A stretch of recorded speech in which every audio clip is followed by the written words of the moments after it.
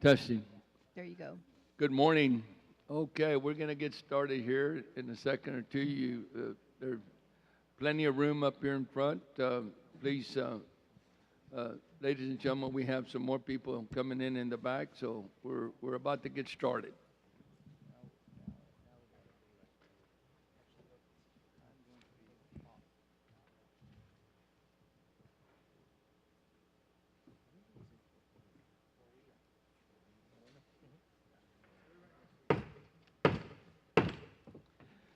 The Senate Committee on Intergovernmental Relations will please come to order. The clerk will please call the roll. Senator Lucio, Present. Senator Betancourt, Senator Campbell, Senator Garcia, Present.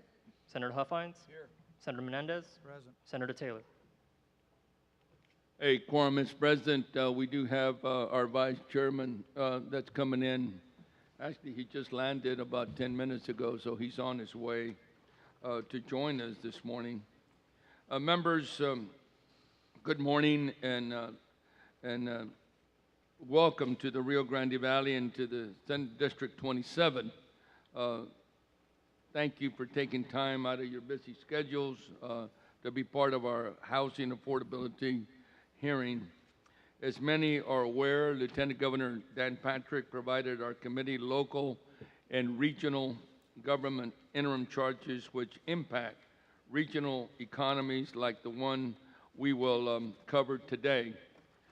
In our housing affordability charge, the Lieutenant Governor directed our committee to examine issues that impact housing affordability, including the effect of local government taxes, fees, and mandates.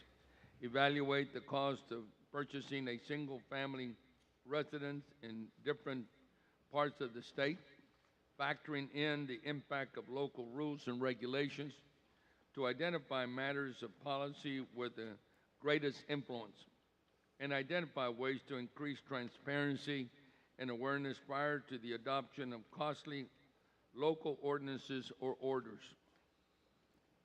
To cover the myriad of issues found in this complex charge aimed at studying the factors that are leading to the high cost of housing and how housing affordability impacts families and individuals when homes cease to be affordable, we invited a number of key stakeholders, organizations, financial institutions, associations, foundations, nonprofits, and advocates working to help families into affordable housing are here today. Together with those tasked with safeguarding the welfare of our constituents by having better guided growth, they will be sharing their experiences, insight, and recommendations with our committee. It is my hope that together we can forge a critical partnership in order to develop innovative initiatives, creative solutions, and well-tailored reforms to better help families, including Valley families in need of decent, affordable, quality housing.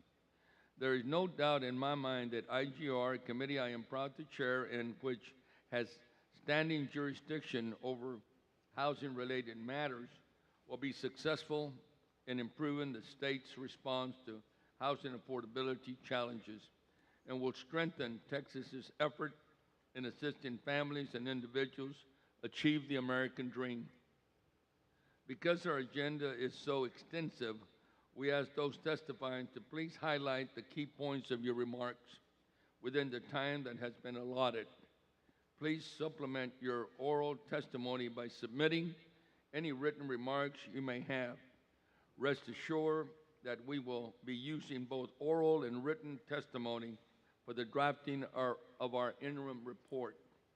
Members, I would be remiss if I didn't explain to those here in attendance that one aspect of housing affordability is local property taxes.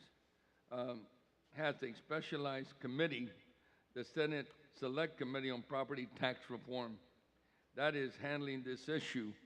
We are fortunate that half of our IGR membership is part of that select committee, including our Vice Chair, Senator Paul Betancourt from Houston, Texas, who serves as the committee's chairman. Members, before we begin, do we have any brief opening remarks from you, the members? Mr. Chairman, Why don't we do this, Senator Menendez? Just introduce yourselves, what district you're from, and how long you've been in the Senate, or any remarks you'd like to make, and we'll just go down the road here. well, thank you, Mr. Chairman. Good morning, everyone. My name is Jose Menendez. I have the honor and privilege of serving Senate District 26, which is the majority of San Antonio, downtown San Antonio, the west side of San Antonio, most of the inner city.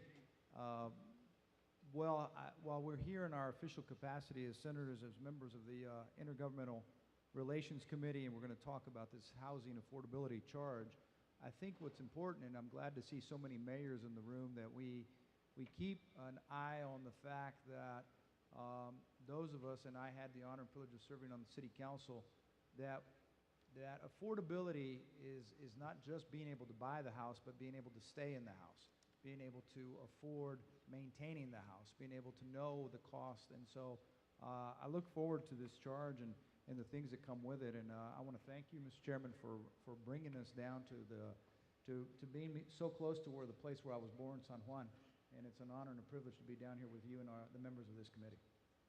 I want to add before we go to Senator Huffines that Senator Menendez and I have been working on housing issues for many years. While he was in the House, he worked with most of our delegation in the House, including my son, and then he's been in the Senate a few years and has done a remarkable job on this particular issue and of course others. He also serves as chairman of the Hispanic Caucus in the Senate. Senator? Thank you, Mr. Chairman. I don't think I'm on here. Here, I think you're on there. Am I on now? Yeah. Okay, great. Well, I'm Senate District 16, and I represent the north half of Dallas County. I'm all in one county. And, Mr. Chairman, this has turned out to be one of my favorite committees, if not my favorite committee. I really enjoy being on this committee, and there's nothing more important. The specific charge today is critically important to the state of Texas. I mean, there's nothing really that I think that people appreciate more than having their own home. And whether it's attached or detached, it's something I'm familiar with. I make a living in the housing industry and developing lots for builders, and I've dealt with cities my entire business career for 35 years. I've been in front of dozens, maybe hundreds of city councils, dealing with them. Cities have a difficult task. It's a fine dance they do to balance out their interest for the community and to balance out what's best for housing and to keep the costs down. And as we're going to hear today, that every dollar matters on a home. Who can afford it? $1,000 is going to equate to maybe, I think the previous stats we heard before in testimony last session was 22,000 households get priced out every $1,000 a house increases. But I'm excited to hear what we're going to hear today. Thank you, Mr. Chairman. Thank you, Senator Huffines. We became instant friends, his wife, the senator, myself, and my wife, and we exchanged daily prayers. Very devout Christians in the Catholic community, very giving, and he has tremendous knowledge in the housing industry. Thank you, Senator. And thank you, Mr. Chairman and members, and to all of you who are here today. Buenos dias. Good morning. I'm Sylvia Garcia, and I'm from Houston, Harris County. I represent the sort of the north of downtown Houston, and then all the East End, and includes several cities like Pasadena and South Houston and Jacinto City and Galena Park. For me, it's about making sure that we listen today. And I'm glad to see all the mayors here, and I'm glad to see some of our friends from county government, because a big part of housing and making sure we have housing for people is making sure we meet the local needs. So my whole goal here today, Mr. Chairman, is not only to look at a framework of how we might be able to assist, but to keep in mind that it really needs to be driven from the bottom up. Because I know that through my entire career, either as a legal aid lawyer, when I first started in public service, I was in the housing section. And we always used to say that housing is for people, not profits. And I know that people do have to make a profit, but we got to make sure that there's buyers and that the market can handle that. And we need to make sure that we address all markets, and that is affordable housing. So I look forward to hearing more from everyone today. I'll tell you all in advance that I apologize, but I'm going to have to get back in the district for some things this afternoon, so I'm going to leave a little early. But that's why I wanted to be here right on time and to visit with you all last night at the reception. Thank you all again to all the groups that hosted us. So, Mr. Chairman, look forward to today's hearing. Senator, thank you. And the Valley is no, you know, it's your home. We appreciate you coming often to join us in discussing our issues. Senator Garcia Sylvia will be appearing in the November ballot, running for Congress in Harris County. She's distinguished herself in local government and, of course, in the state legislature. So, in my humble opinion, we'll be losing her, unfortunately, to Washington, and hopefully we can, you know, have a representative there that will know the issues of our area of the state and every area of the state and serve us well. Thank you so much, Mr. Senator. Chairman, we can FaceTime anytime you want. Thank you. With this said, the chair now opens the invited testimony section of our hearing. At this time, we'd like to kick it off. And let me say this. This is such an incredible, beautiful setup. We've traveled high and far and near and wide and all over the state, and I can't remember such a wonderful setup as the one we see here.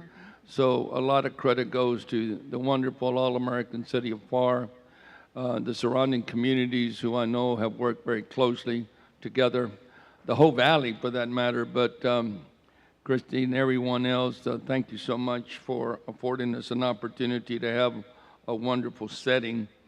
With that said, I'd like to, at this time, call the Honorable Doctor and Mayor of the great city of Pharr, Ambrosio Amos Hernandez, Mayor of the city of Pharr, for opening remarks.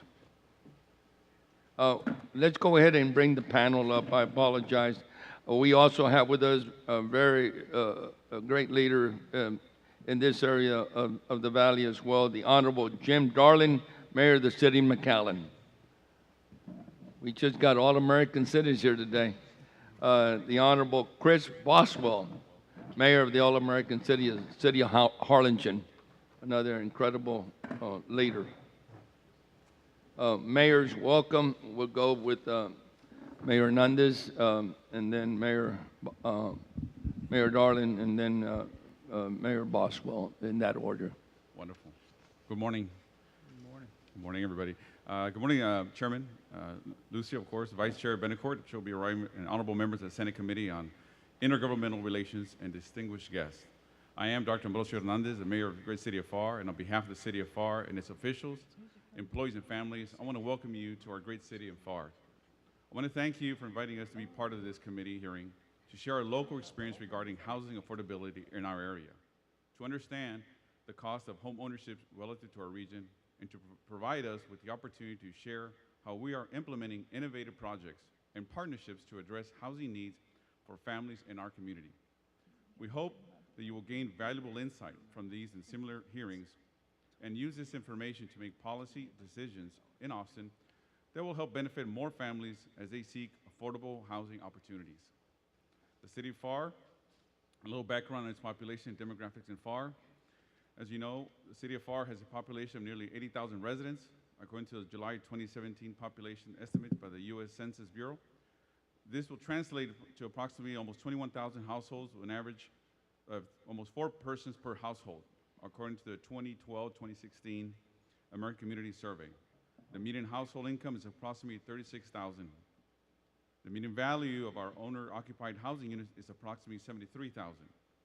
And the rate of owner-occupied housing units is approximately 60%. This means that only a little more than half of our families own their own homes. Affordable housing challenges that we commonly see facing our families in regard to accessing it. While the average home price in our area has risen to nearly $150,000, income levels have not risen at the same pace. The same holds true for affordable rental options. According to the National Low Income Housing Coalition, 1 in 4 renter households, that's 10.4 million households, have income at or near below 30% of the area median income and cannot afford rent. HUD just released its income limits for federally assisted housing programs effective June 1st. The maximum income that a family of 4 can earn in our MSA and still qualify for assistance is $45,000. This means that an average family earning the median income for our area cannot afford the median home price, but also won't qualify for home ownership assistance. Now, how is Pharr addressing these challenges? Through innovative programs and partnerships supporting affordable transition and temporary housing options for those in need, and utilizing opportunities by offsetting fees associated with development. These are programs that are being used in larger housing markets in cities like San Francisco, California, and the great city of Austin. Part of Pharr's goal, objectives, and actions regarding land use in Pharr's comprehensive plan update is to ensure there's adequate variety in terms of housing types within the city that will meet the affordable housing needs of all income and age levels. The Pharr Family Housing Foundation, as part of the Hurricane Dolly Disaster Recovery Home Opportunity Program, which reallocated affected homeowners, Pharr gifted 18 single-family resident lots with an estimated value of $180,000 to affordable homes. In return, AHSTI provided home buyer education, offered new home construction, and provided access to affordable capital for long-term financing of homes constructed by them, up to and including granting the cost of the lot to the families, which is an average of $12,000 in value. This was the key point when we donated the lots. We made sure that they understood that a lot of families can't come up with a down payment, so they will use, it's a mandate from the city of Pharr, and when we take up some of the properties within the city of Pharr, that we're going to be donating the exact value of that property to be used as a down payment. So if people can't come up with their down payment out of their pocket, or it gets folded into the payment, we don't want that. We want that to be given as a credit right up front. Low interest rate financing. Also, through the city's collaboration and Affordable Homes of South Texas Incorporated, the nonprofit is able to provide low interest rate financing to families that meet certain eligible requirements. Down payment assistance. Down payment assistance from the Texas Department of Housing and Community Affairs. Currently, Pharr has been able to utilize a grant to assist low-income households with down payment assistance for our residents. We actually created a utility hardship program as well. This is to assist certain utility account holders who meet eligibility criteria with their utility bill on a temporary emergency basis, thereby freeing up their own funds for their housing rent, mortgage, or other housing costs. The Pharr Housing for Heroes Homebuyer Program, a new innovative program developed by the city to attract first responders, military, and teachers to the city of Pharr. The program assists new homeowners who qualify with $5,000 assistance grant. Applicants must be in law enforcement, military, active or reserve, firefighter, police, teachers, or emergency medical services. In addition, the city of Pharr has lowered its tax base twice in 3 years. We also work with the private sector to incentivize them to not only build homes, but also on their fees. We know that they'll pass it on to the consumer. We understand they're in the need of building homes and making a profit, but it has to be within reason. We incentivize them depending on how much they are selling their homes and at what value it's appraised at. And that way the people who come in and are buying homes in the city of Pharr can actually afford it and maintain it. The Jackson Place Apartments, the goals under Pharr's comprehensive plan update regarding land use include meeting the house needs of all income and age groups, not just low income. As such, the city of Pharr developed a program to offer first responders, law enforcement, short-term housing at a discounted rate at Jackson Place Apartments. For example, for Border Patrol officer or Texas DPS officers who come stationed in our area with the potential of transitioning into permanent housing within the city of Pharr through one of Pharr's housing assistance programs and/or incentives.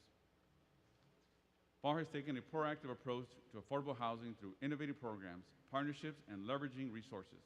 Our goal is to ultimately increase the availability of affordable housing opportunities to our Pharr families. Some of the recommendations that we propose would be to continue to support the local efforts of nonprofits and local community banks who understand the market and the unique underwriting standards of our culture here in the Rio Grande Valley. Furthermore, we would also support efforts to find additional ways to permanently fund the state's housing trust fund. For example, adding a small fee to residential home closing transactions throughout the state would provide an easy way to fund the program, with the stipulation that the fees paid be reinvested locally at the county or even at the city level. In closing, I want to thank the committee for including us in this conversation, and we look forward to working together to continue to provide affordable housing opportunities to our residents. Thank you. Thank you, Mayor Hernandez. And I failed to mention today, ladies and gentlemen, that when you come up to testify, please state your name and who you represent for the record. That way, the person that is writing out the report will be able to identify who's talking and be able to have the right information from that individual, that person. Thank you so much, Mayor. And once again, I can't thank you enough for working with us to set this meeting together here today. Thank you, sir. It's a wonderful setting. We go now to our dear friend, Mayor Darling from the city of McAllen. Good morning, Mr. Chairman and Senators. Thank you for being here. My name is Jim Darling. I'm the mayor of the city of McAllen. As a background, I was the city attorney for 28 years, and I'm in my 11th year as elected official with the city. And I say that because in the mid-90s, I was appointed, kind of reminding me of deja vu today, I was appointed by Governor Bush to be on the Affordable Housing Task Force. And I got to tell you, it read the same as almost exactly the same as the charge as it was back in the early 90s. And although I commend Mayor Hernandez for talking about the efforts the city of Pharr has done to provide affordable housing, which I think are very commendable and I think should be part of your charge, they aren't. And what your charge is all about, I think, is restrictions that the city's placed on building, and so I'd like to address them if I can. One way I'd like to do an example is McAllen started a low-income housing program that's been the most successful in the United States. This program was built on the fact that they did a whole integrated process of building, bought the land, subdivided the land, built the houses, loaned the money, and serviced the mortgages. Very unique process from that standpoint. So they've been involved in everything as a developer plus, if you will. And over 3,000 houses were built for the lowest of the low, for low-income people who would not qualify for anything else, including any federal assistance, and very successful in doing that. And they did that under the same rules as the richest of the rich, because that's what they deserved in building the subdivisions that those people lived in. And so when you talk about affordable housing and restrictions of city regulations, I think you could hold that up as an example of how it works, how responsible regulations of municipality work in a setting that provides low-income housing in one of the most successful programs in the United States. A couple other things I'd like to point out is, by the way, City of McAllen zoning ordinance was passed in 1979 and hasn't been changed. It's been changed but not totally amended, and I was the author of that, so that works pretty good from those things. But an observation is when you write zoning ordinances and subdivision ordinances, they're addressed to the lowest common denominator. They're not addressed to the responsible builder who's going to do it whether you have a rule on it or not. They're addressed to the people that are going to make $1 in your community and get out of your community and leave the city with the maintenance of sidewalks, streets, water, sewer, drainage, and all those things to the benefit of the taxpayer. So when you really look at the regulations of a city, what they're trying to do is not protect elected officials, not to get the elected officials elected, but make sure that the taxpayers aren't stuck with the lowest common denominator actions in your city, because as you know, as lawmakers, you can't just single out. You have to write laws to prevent the lowest common denominator, prevent the criminal, for instance, and you sometimes take people in those regulations with you, because you can't just say, I'm going to write the rules for the bad guys and not the good guys. And so that's what's difficult to do in balancing that, and I think most of our cities in this area do. I'd also hopefully point out that there's almost 1,200 cities in the state of Texas. Don't punish us for a couple of city wrongdoers. I remember the annexation ordinance of about 12 years ago were aimed at the city of Houston. No offense, but they annexed the Woodlands, 5,000 people with no provisions for anything except the annexation. And we all paid the price. All the rest of 1,100 cities paid the price for that. And so our inability to annex, I think, creates a problem. Because if you're going to eliminate annexation and regulations, you must give them to the counties. If you look at the colonias that were created here, they were created in the counties, not in the city. They were created in colonias and counties because counties have no zoning restrictions by state law. They have no building permit provisions by state law. They have very, very limited nuisance abatement by state law. And so, you know, when you're talking about protection of the individual right, you have to understand that the individual right may be a neighbor, not the person that you're regulating. And hopefully, when you come up with this charge and what you're going to do and result, that you take those things into consideration. You know, Ray Perryman, I read today, he said the backbone of the Texas economy resurgence is its cities. And I hope that you don't forget that. And strong cities need to have independent home rule ability to regulate what's right in their community.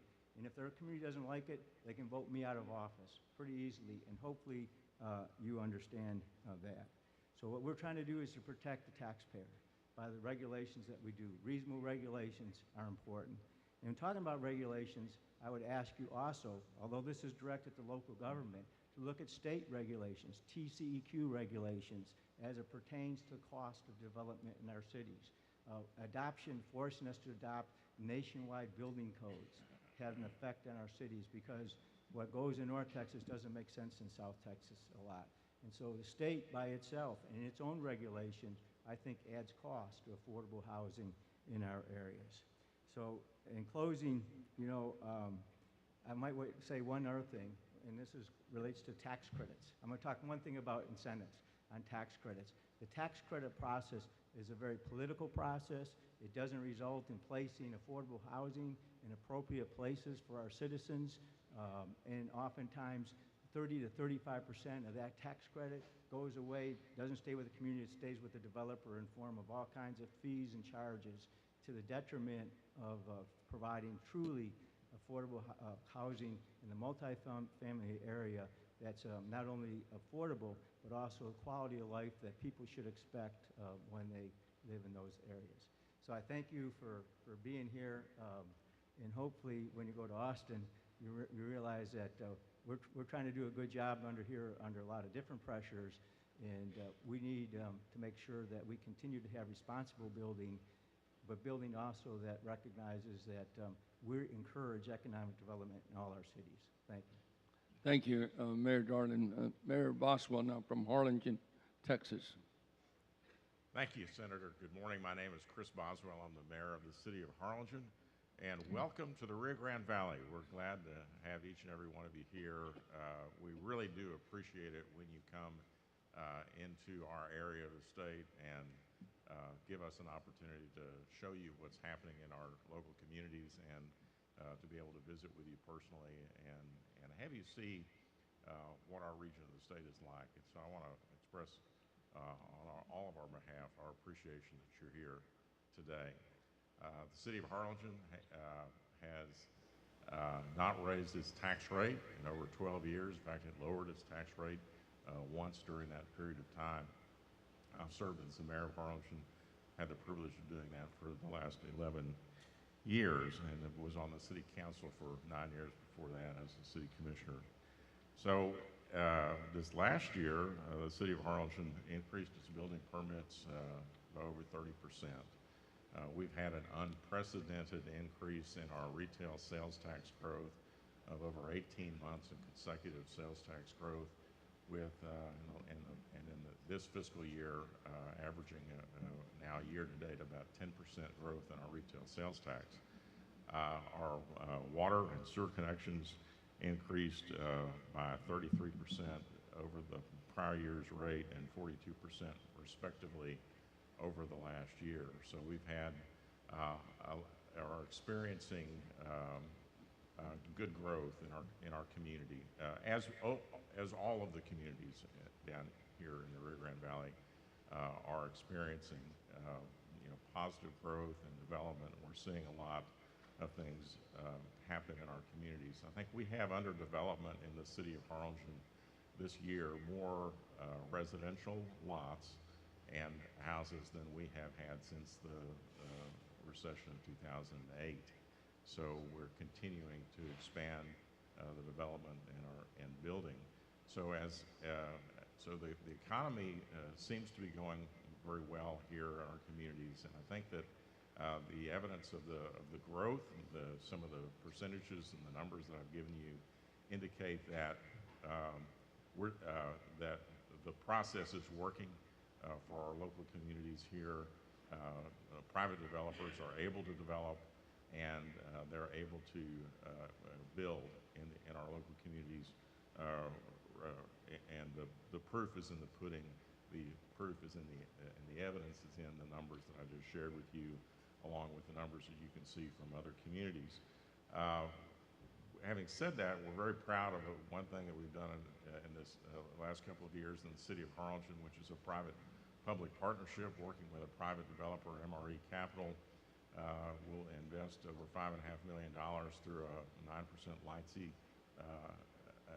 housing credit to restore the 9-story Baxter building in our downtown, which has been vacant for over 40 years and been an eyesore, the biggest eyesore in the region as a 9-story building, and we'll turn that into housing, affordable housing for our community, and we'll also restore a blight into a beautiful new structure, refurbished structure in our downtown.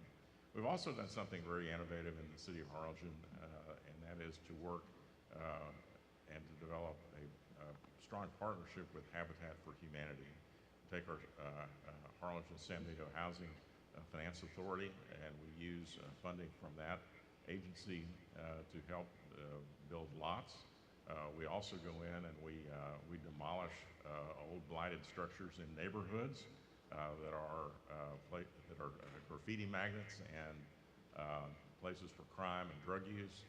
We tear those down and we take those lots and we give them to Habitat for Humanity to actually restore the neighborhood. And it's amazing to see what happens when you put a brand new house into an area like that. Suddenly, the other houses that are in proximity want to shine as well. It becomes infectious to the entire neighborhood. So we're doing things like that as well on our own, and I think what I would ask you is to do no harm. Whatever you do, don't do anything to inhibit what's already happening here in our region, because there are good things happening. Thank you very much. Thank you, Mayor Boswell. Let me add that I've been privileged to work with all three of you. I can attest, members, to the fact that these communities are blessed to have not only the mayors, but the members of the city commission that work very closely with you all in a very united way, and of course the staffs.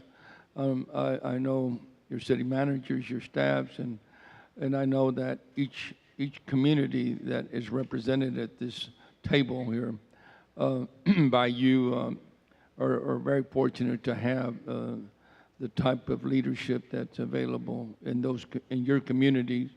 I've seen many successes, and I know that we certainly will do our very best to work with you to give you the tools to be able to work and have better results at the end of the day, what you're looking for. That is obviously a pledge that I will make today, and one that I've always had, to make sure that we listen attentively to you all so that we can make the right decisions for you as well. I thank you for the affordable housing that is taking place at this point. Mayor Darling, Mayor Boswell, and Mayor Hernandez, you know how fast we're growing, and the need for affordable housing, or housing in general, is. So we just want to have a balance, and we certainly want everyone to succeed in their endeavors. So, members, are there any questions? Senator Menendez? Mr. Chairman, thank you, Mr. Chairman. I want to thank the mayors as well, but I focus on a few issues that I heard. Mayor Darling, as I heard you speak, prior to being on city council, I was a zoning commissioner, so I understand how important the zoning is to protect neighborhoods. And one of the first bills I filed and passed was I called it my Cantina bill. And that was because my neighborhoods in my community had little cantinas on every corner leading into their neighborhoods. And they wanted to know why they would not be told. And I said, because the current licensing does not require them. So we changed it where neighborhoods next to would have to be required if they were registered with the city for that TABC on-premise consumption license. The point is that you have highlighted that you pass rules to protect the quality of life sometimes in neighborhoods. And the other thing is, you pointed out, counties don't have codes in place for the quality of the streets. So if a development gets done out in the county and it's done, the streets are done to subgrade, and then you inherit them later, then you're gonna have to come back and fix those streets, and adding a cost to the city and its budget. But one of the things that I found interesting, you mentioned the tax credit program being too political. I'm not sure if you know this, but every session, the way that the tax credits get apportioned by the state, because tax credits come to states from the federal, it's a federal housing program, and the IRS allocates per capita to every state, and we get the second largest tranche of tax credits in the nation. And Senator Lucy and I have worked on the tax credit on the, what we call the QAP, the Qualified Application Process, in the past. We can take your suggestions and help implement how you think where there are mistakes, there are problems in the application. One of the things that I do believe that it gets too political is where we've allowed for some NIMBYism to keep tax credits from going in places where they should be going. And so it is counter to fair housing law, some of the things that happen with the tax credit program. And interestingly enough, because of that, some cities are starting to use their ability to do a public finance corporation, and you mentioned the housing corporation. Some do it themselves, some use their land banks, and you could go into a partnership with a private developer to do either single-family housing or multifamily housing, whatever it is you're looking for, and maintain your partnership and therefore your right to be able to have a say in what happens in the affordability, and you're not restricted to the deep targeting or whatever it is that the LIHTC program forces you to do. You can actually do more middle income financing, so you can have different units available in that. So there's some flexibility in that. And then Mayor Boswell, you mentioned do no harm. I think that's the best advice. That's the best advice you can give us all. You guys are the closest to the community, to the people. And Mayor Ambrosio, his presentation showed that they are working hard to do a lot for the community, and so we should probably just get out of your way sometimes and just let you take care of your communities. I was looking up the stats while y'all were talking. This, you don't need me to tell you, but apparently the stats are that in the next 20 years, the population of this region is going to double. If you think about that, there's a lot of work to be done, and we have to be careful not to put impediments to allow you to create affordable housing. And parts where we come from, whether it's Dallas, Houston, or San Antonio, there is no affordable housing. There's no housing stock under $200,000 available. So people are going to be looking for other places to go and to live, and so this is a real issue that we got to get ahead of. And I want to thank you for being here and let us know how we can help. And you've got a great ally and friend here, and your chairman, and we're glad to be here. Senator Huffines. Thank you, Mr. Chairman. First, I want to say thank you very much for your great hospitality. I've certainly really enjoyed being here. And like I said last night, this is an underappreciated area of the state of Texas. I love being in the Valley. And thank you all for coming down today. I do have a few questions and comments. Dr. Hernandez, on your affordable housing program, how do you fund that?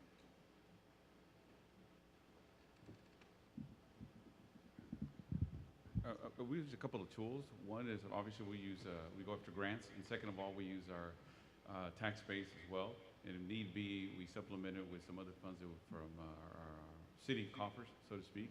And we partner with a lot of nonprofits to help us finance and use some of the properties that we acquire over time. So it's a multifactorial. Okay. Do you use any of the building fees to fund it? Do any of the other cities, do you guys use building fees to fund your affordable housing programs? Well, in general, when we use as far as City of Pharr, I look at it as just one pot. Whether I get building fees or I get water fees or what have you, it will come into one pot at the end of the day, and from there we allocate as needed. So in indirect, yes, sir. Well, the point being that when you do that, of course, if you increase the building fees, to the builders to put into the other pot for affordable housing. Now you've made it unaffordable for the rest of the community, right? So I encourage you guys to be careful on that. And let me just ask, and I'll just present it to the panel. When you implement a new building code or the latest updates on the building codes or any new rules or regulations to the builders,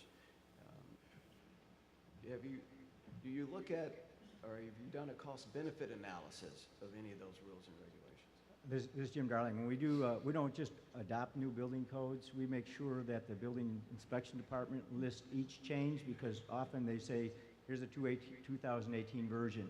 Right. We don't go for that, because we want to make sure that they're effective and make a lot of sense. I know one had where he had automatic closing of the garage door in your garage. And we said, well, how many fires happen that's going to prevent that, when the cost was like $1,200? And so we didn't adopt that for that purpose.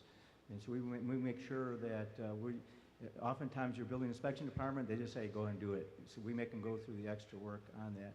And by the way, on your, we don't transfer money from the building permits. Our building permits barely break and usually don't.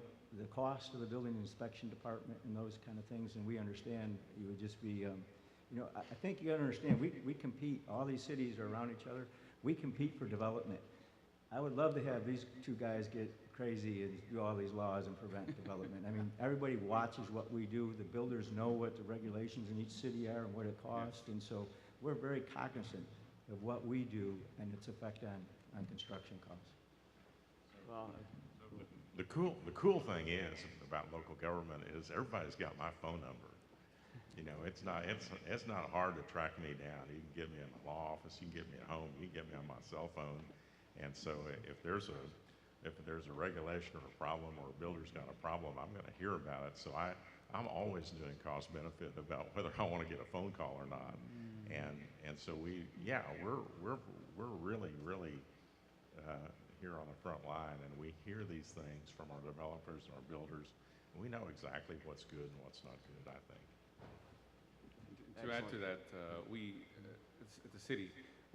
Although we compete, we collaborate. The cities collaborate. We know what the game is, what the developers are up to. We understand the fees as well. We take a step further. We bring in third parties also. We can use the University of Texas or a local community college to help us do business plans and look when we're going to change an ordinance, see truly what impact it's going to be. Because at the end of the day, I understand I'm an elected official, but I'm a surgeon by training. I'm not a policymaker per se, an expert at it. So we always try, at least in the city, to bring outside third parties to enlighten us of what this is our vision, this is what we intend to do with the tax dollars to invest here or there or not.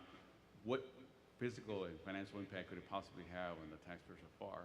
So we try as diligently as we can to bring third parties in to help us out and guide us. I might say one cost that the state, we could avoid from the state, it's TxDOT's policy of right-of-way. They did all the roads for all the expansion, which is a good plan, but a lot of roads don't need 150 feet of right-of-way. And when you're talking about a developer giving up that property, when we go through the subdivision process, we do that. We acquire a state right-of-way for that purposes. It not only costs the developer a lot of money, but all the setbacks are based on right-of-way. So now you have right-of-way that's not going to be used as dedicated, setbacks from the street that are artificial because they're extraordinary setbacks because they now include unused right-of-ways, all at the cost of the developer. So, really I think one of your committee charges should be to go back and look what state mandates cost developers from that standpoint. And we all have state right-of-ways through our city. We thank this TxDOT. They do a great job in our area. I think that it's not an individual decision, it's a state decision on right-of-way acquisition, and that costs our developers a lot of money, not only in existing right-of-ways that we take, but the corresponding setback requirements, et cetera. So we've actually, in our city, reduced setbacks on state roads, knowing that, to help the developers. I think it's a good point, and thank you for bringing that up. Well, I think it would be remiss if we didn't talk a little bit, just a moment, about property taxes, Mr. Chairman. I know it's not our charge, and we got other committees looking at that. But I think, how much of y'all's housing stock increased in value here in the last 7 years? I think I read a chart. You've had the highest increase almost in the state of Texas in your house average median home price. I don't know if y'all. That's new construction. Actually, the city of McAllen, we can file and classification taxes. We filed a lawsuit in protection of our residential because we thought the residential rates as a class went up too much. And we did that a few years ago and we lost, so we haven't done it again. But I think if you take a look at the increase in our tax base, it's been on new construction. Probably in McAllen, 75% of all the increase in valuation has been new property on the tax rolls, not an increased valuation. Well, property taxes are a huge burden right now to everybody across the state of Texas, including homeowners, obviously. You know, when property taxes make up 2.5%, 2.7% of the value of the house, the appraised value, and you can get a mortgage, or you could 120 days ago, you can get an ARM for 3%. I mean, you know, it's half your mortgage payment almost is in property tax.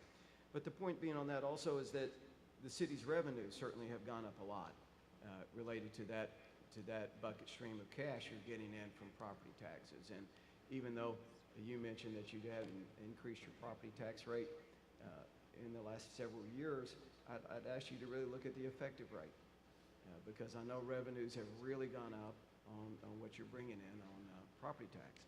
So, and it's a huge burden to everyone. You know, Jim Darling, I'm supposed to say your name right each time. That's absolutely true. Primarily on commercial. If you look at residential, police department, fire department, all those are based on residential usage. And so as residents go up and we add those to the stock to that, that costs us more money from that standpoint. So service on residential, some city managers don't like residential growth because they say it costs them more money than they bring in taxes. And so if you take a look at it, you know, I'd much rather have a $10 million commercial building go in, which is relatively little bit from a standpoint of service requirements than single-family residentials. But when everybody brags about not raising taxes, that's part of it, certainly because appraisals have gone up. Well, you're not raising taxes, but you're not keeping it at the effective rate. So you really are raising taxes, right? You're getting in more revenue. Absolutely. And Revenue's so, gone up, tax rates. Right, and that's raising your tax.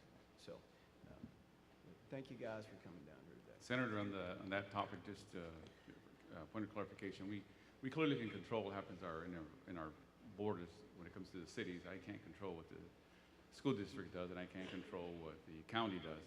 You're right, the tax rate is what it is. I wish we had the power to do that. I'm more than happy to take care of it if they allowed that power to be turned over to the cities. What we've done is the city of Pharr is that, yes, we lowered the tax rate, but also we've returned our taxpayer dollars back to our residents for 2 years in a row. Once we have our needs met, we're not interested in hoarding their taxpayer money, so we've actually twice given back, because we know that's what's happening with property taxes.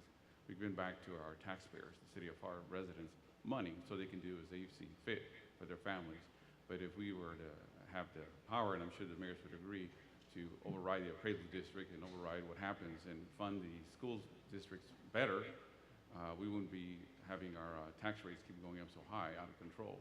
And so we're not in the business of, at least I am not, in making money off my citizens. I just need to provide what their basic necessities are, and when we have an excess, it goes back to them. Well, I have the same comments to everybody whether it's the county officials or city officials. And look, our local political subdivisions are raking in a lot more money than they've ever raked in. The appraisal districts are higher, and you don't forget that the business community pays approximately 50% of all property tax, and they get no protections. It's the Wild West out there for a business owner. They don't get the 10% cap on appraisals. If you have a business, raw land, your appraisal can go up 200%, 300%, 500% a year. I've got constituents that show me bills they've got 400% a year. They have to give away their property to nonprofits just to get rid of it. So, you know, there's no question that political subdivisions are making a vast amount more money than they've ever made on property taxes. And I don't see it coming back to the residents or to the business community. Well, 2/3 of our budget is, this is Chris Boswell, the city of Harlingen, 2/3 of our budget is public safety. I mean, almost the vast majority of whatever increase in revenues goes to supporting the police and firemen within our communities. Look, I know it's a delicate balance, a delicate dance that you've got to do all the time. And I know it's not easy, but how you spend your money is your choice, right? And what you do with it. And I find that most political subdivisions don't say no enough, right? You just don't say no enough. That's just what I find out there. I deal with cities, with the state legislature. We deal with the same population growth that the cities deal with. right? We deal with all the state growth. We keep our budget under control. We track population growth and inflation. And I don't see that in the political subdivisions. In the communities here in this region, I think there's a different situation.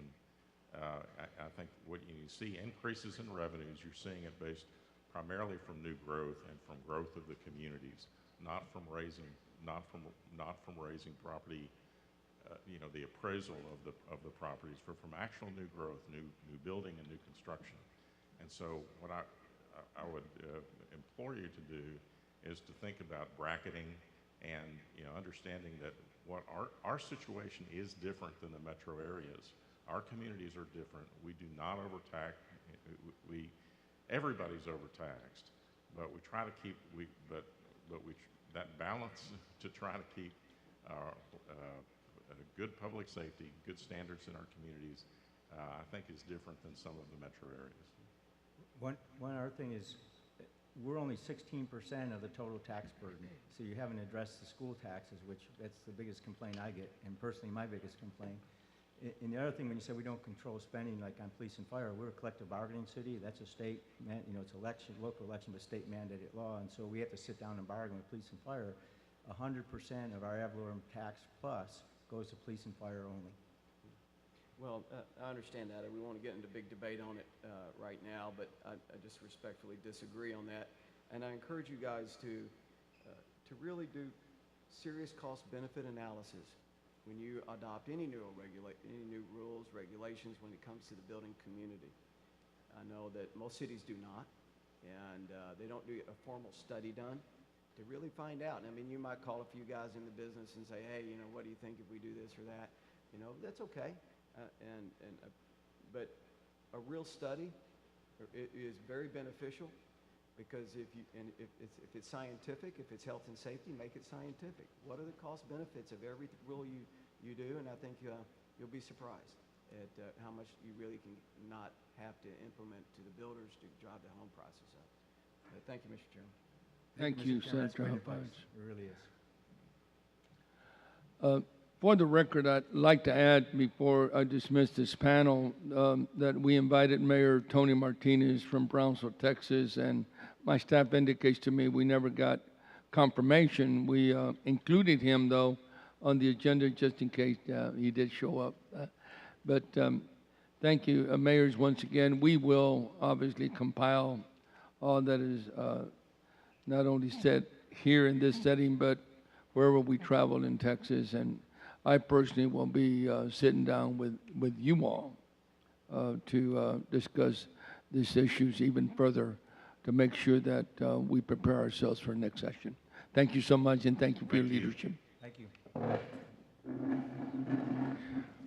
Our next panel will be Gary Mailer, Director of the Real Estate Center, Scott Norman, Executive Director, Texas Association of Builders, Brian Matthew, Policy Analyst for Center of Local Governance, and Roger Arriaga, Executive Director, Texas Association of Affordable Housing Providers.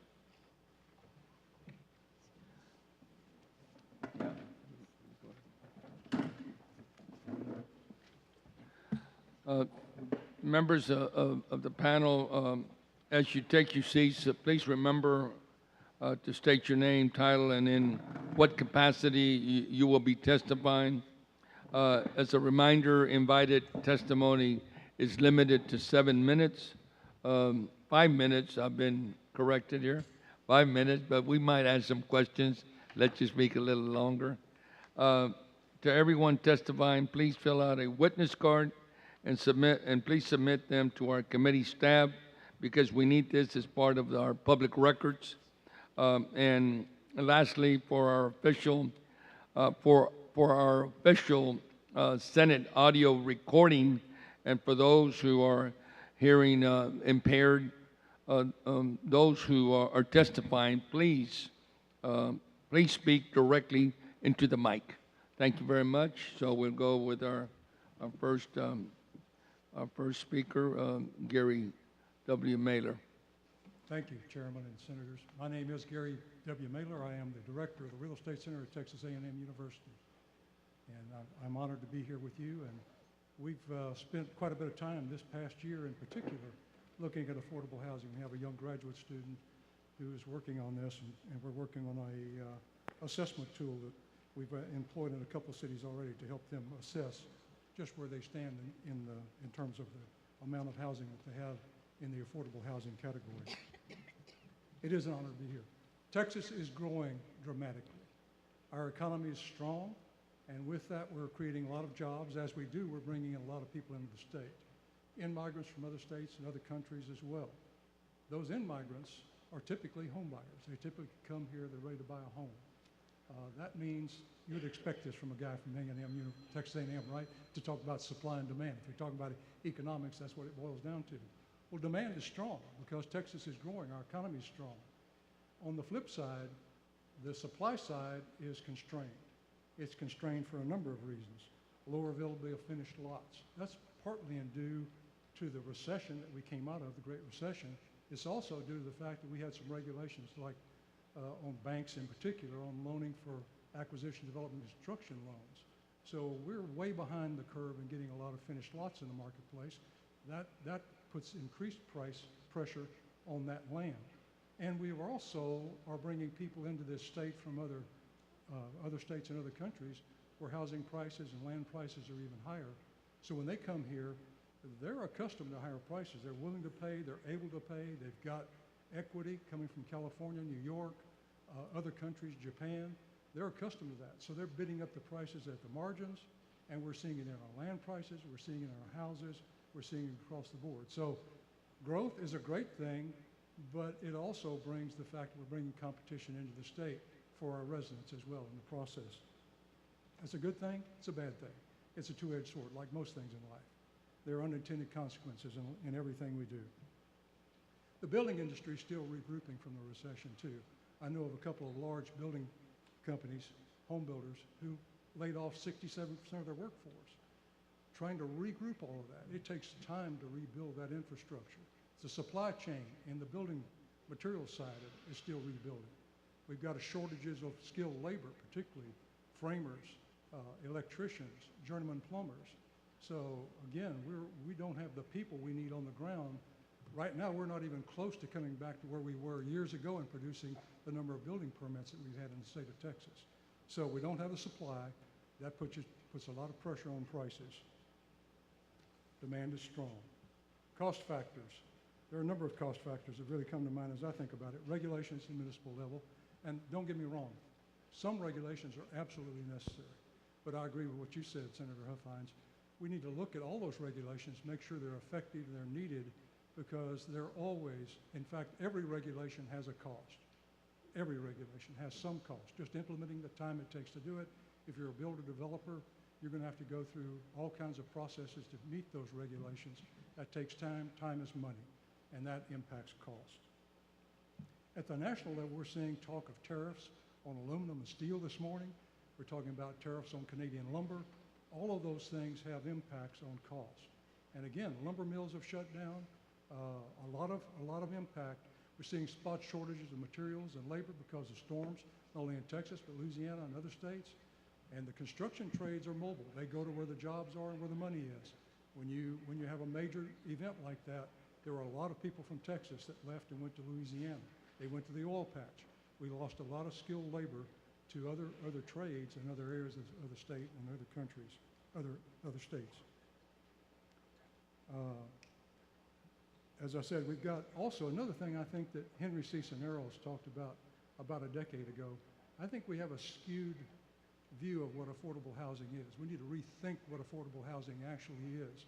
Henry talked jokingly, and he and I talked about it later. He and I both grew up in about a 900 square foot house. That was an affordable house. Today, oftentimes we redefine that house in a manner that is no longer affordable by putting amenities into it that make it no longer affordable, if you understand what I'm saying. So we got to really think about what is basic shelter for the people at the lowest rung of the ladder and then go from there. Location, unfortunately, in many cities where they want to have affordable housing is not viable from a land economics perspective. We recently did a study in Austin. The Austin Board of Realtors asked us to look at a program that they had there, and they wanted to put housing in the Terrytown area. Well, that, according just to the tax records, that land was about $1.4 million per acre, and they're wanting to put affordable housing on that. The only way that can happen is if the city buys that land, at least in a capitalistic society, buys that land and then somehow subsidizes housing to developers and others to come in and put land on that property. Or the other solution is to bus people in or provide transportation from outlying areas where land's not $40 a square foot, more like $2 to $4 a square foot. So these are difficult problems, and that's the overarching statement I think for all of us is, this is a problem we're going to have for a long time. We've had it for a long time. It's getting worse, and it's going to require complex solutions to a complex problem. Let me get to some solutions. Well, there's one other thing I want to talk about. We do have this bifurcation of wealth and skills in the state, in the country, and in the state. It's almost like it's very much akin to what happened when the whole economy changed from the farm to the industrial revolution. We've got people whose skills don't match the jobs that are available today, and wages are being outstripped by the prices of housing. And we've got to address somehow, it's a very complex issue in and of itself, trades education, other things to help people build their skills so they can adapt to the new economy. And finally, solutions. I think we do need to encourage more trade and technical school development and employment. I actually served as a volunteer along with a couple of friends on a group called the Gulf Coast Trades Association, the trade school in central East Texas. And what they did is they took young people, young men and women who had gotten into slight scrapes with the law. They worked with the Juvenile Justice Department. They took these low-risk kids and they put them into trade school programs and helped them develop construction trades, and they built homes working with the COGS in smaller communities, affordable houses in smaller communities. That's a small model, but it could be implemented at a much larger scale across the state, and you're solving two problems: at-risk youth and the problem of affordable housing. Something to think about. We also, I think we do have to re-examine local impact fees, land use controls, inclusionary zoning ordinances for effectiveness and efficiency, and focus on housing needs, not social programs, except manufactured, pre-engineered housing as a solution. There are great products out there that can be implemented, and the quality is actually quite high because it's controlled in a factory. And we have to recognize there are alternative and creative approaches like higher density as well. Now, I think we can reach a point where higher density becomes a problem because you have some social ills. There's probably an optimum level there, but we haven't reached it yet in most areas. Again, a lot of what is affecting us is not local policy, it's also national policy. Dodd-Frank and other misguided policies hatched in the wake of the Great Recession certainly hampered the lending community, and it certainly hampered the home building side of the business. And then finally, I think we need to encourage and promote state and federal subsidy and assistance programs for developers and citizens. With that, I'll conclude my remarks. Thank you very much for your testimony. Your remarks are well taken, and I have a bunch of questions already I've been asking my staff to do a little research on. So I will personally get back to you on some of my, not concerns, but the information that I want to have. Okay, we go on to Scott Norman, Executive Director of the Texas Association of Builders. Good morning, Chairman Lucio, Senators. My name is Scott Norman. It's good to be with you again today down here in South Texas. I am, as you said, the Executive Director of the Texas Association of Builders. We are the statewide home builder, remodeler, and developer organizations, have about 12,000 members and member companies around the state, work in conjunction with our 27 local home builders associations and the National Association of Home Builders in Washington, D.C. As Mr. Mayor was alluding to, we are all, and as you all know, very fortunate to be in Texas, to live and work in this great state. Last year, again, we were the #1 housing state in the country in new housing starts, built over 100,000 new single-family homes. We have 4 of the top 10 markets in the United States. The DFW market last year jumped ahead of the Houston market. For the first time since the Great Recession is the top market. Houston was number 2, and San Antonio and Austin were also both in that top 10. But it's not just the big cities in Texas that are doing well. All over the state, from Amarillo down here to the Rio Grande Valley and East Texas to El Paso, the Texas housing market is doing well, and that's is driven primarily by 2 main things, and that's jobs and population growth. And when you have that, those people are going to need a place to sleep at night. It's where the jobs go at night to sleep. A lot of these cities across the state, they work very hard competing for jobs and companies to relocate there. But the other component is you need bedrooms for all of those people and all those new jobs and existing jobs to sleep at night. And that's something that our members try to account for. Every year, or last year in Texas, it was about the housing industry accounted for about 600,000 jobs and about $40 billion to the Texas economy. So it's its own economic driver in and of itself, and obviously it's growing and expanding the tax base as we do our work. But there's no free lunch, and I think this interim charge is interesting because it does address some of the inputs that into home building and construction and development that are directly in the control of government, and that's regulatory cost and regulatory impact and taxes. There are many things that drive the cost of housing: labor, materials, time value of money, interest, land costs, insurance, overhead. Some of those are partially impacted by governmental actions.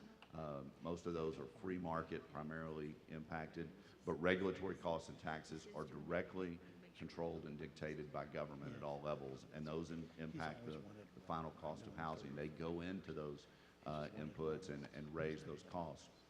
As like most things, as you go down the market to the lower price points, good morning, Senator Betancourt.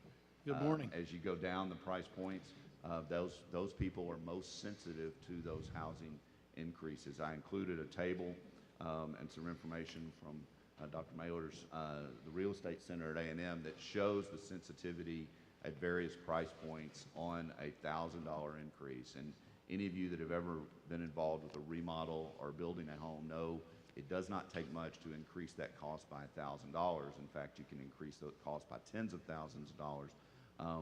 And just as, deciding to put granite countertops versus another countertop increases that cost and affects the number of people that can afford it, so does increase in permitting costs, impact fees, and regulatory compliance at all levels of government.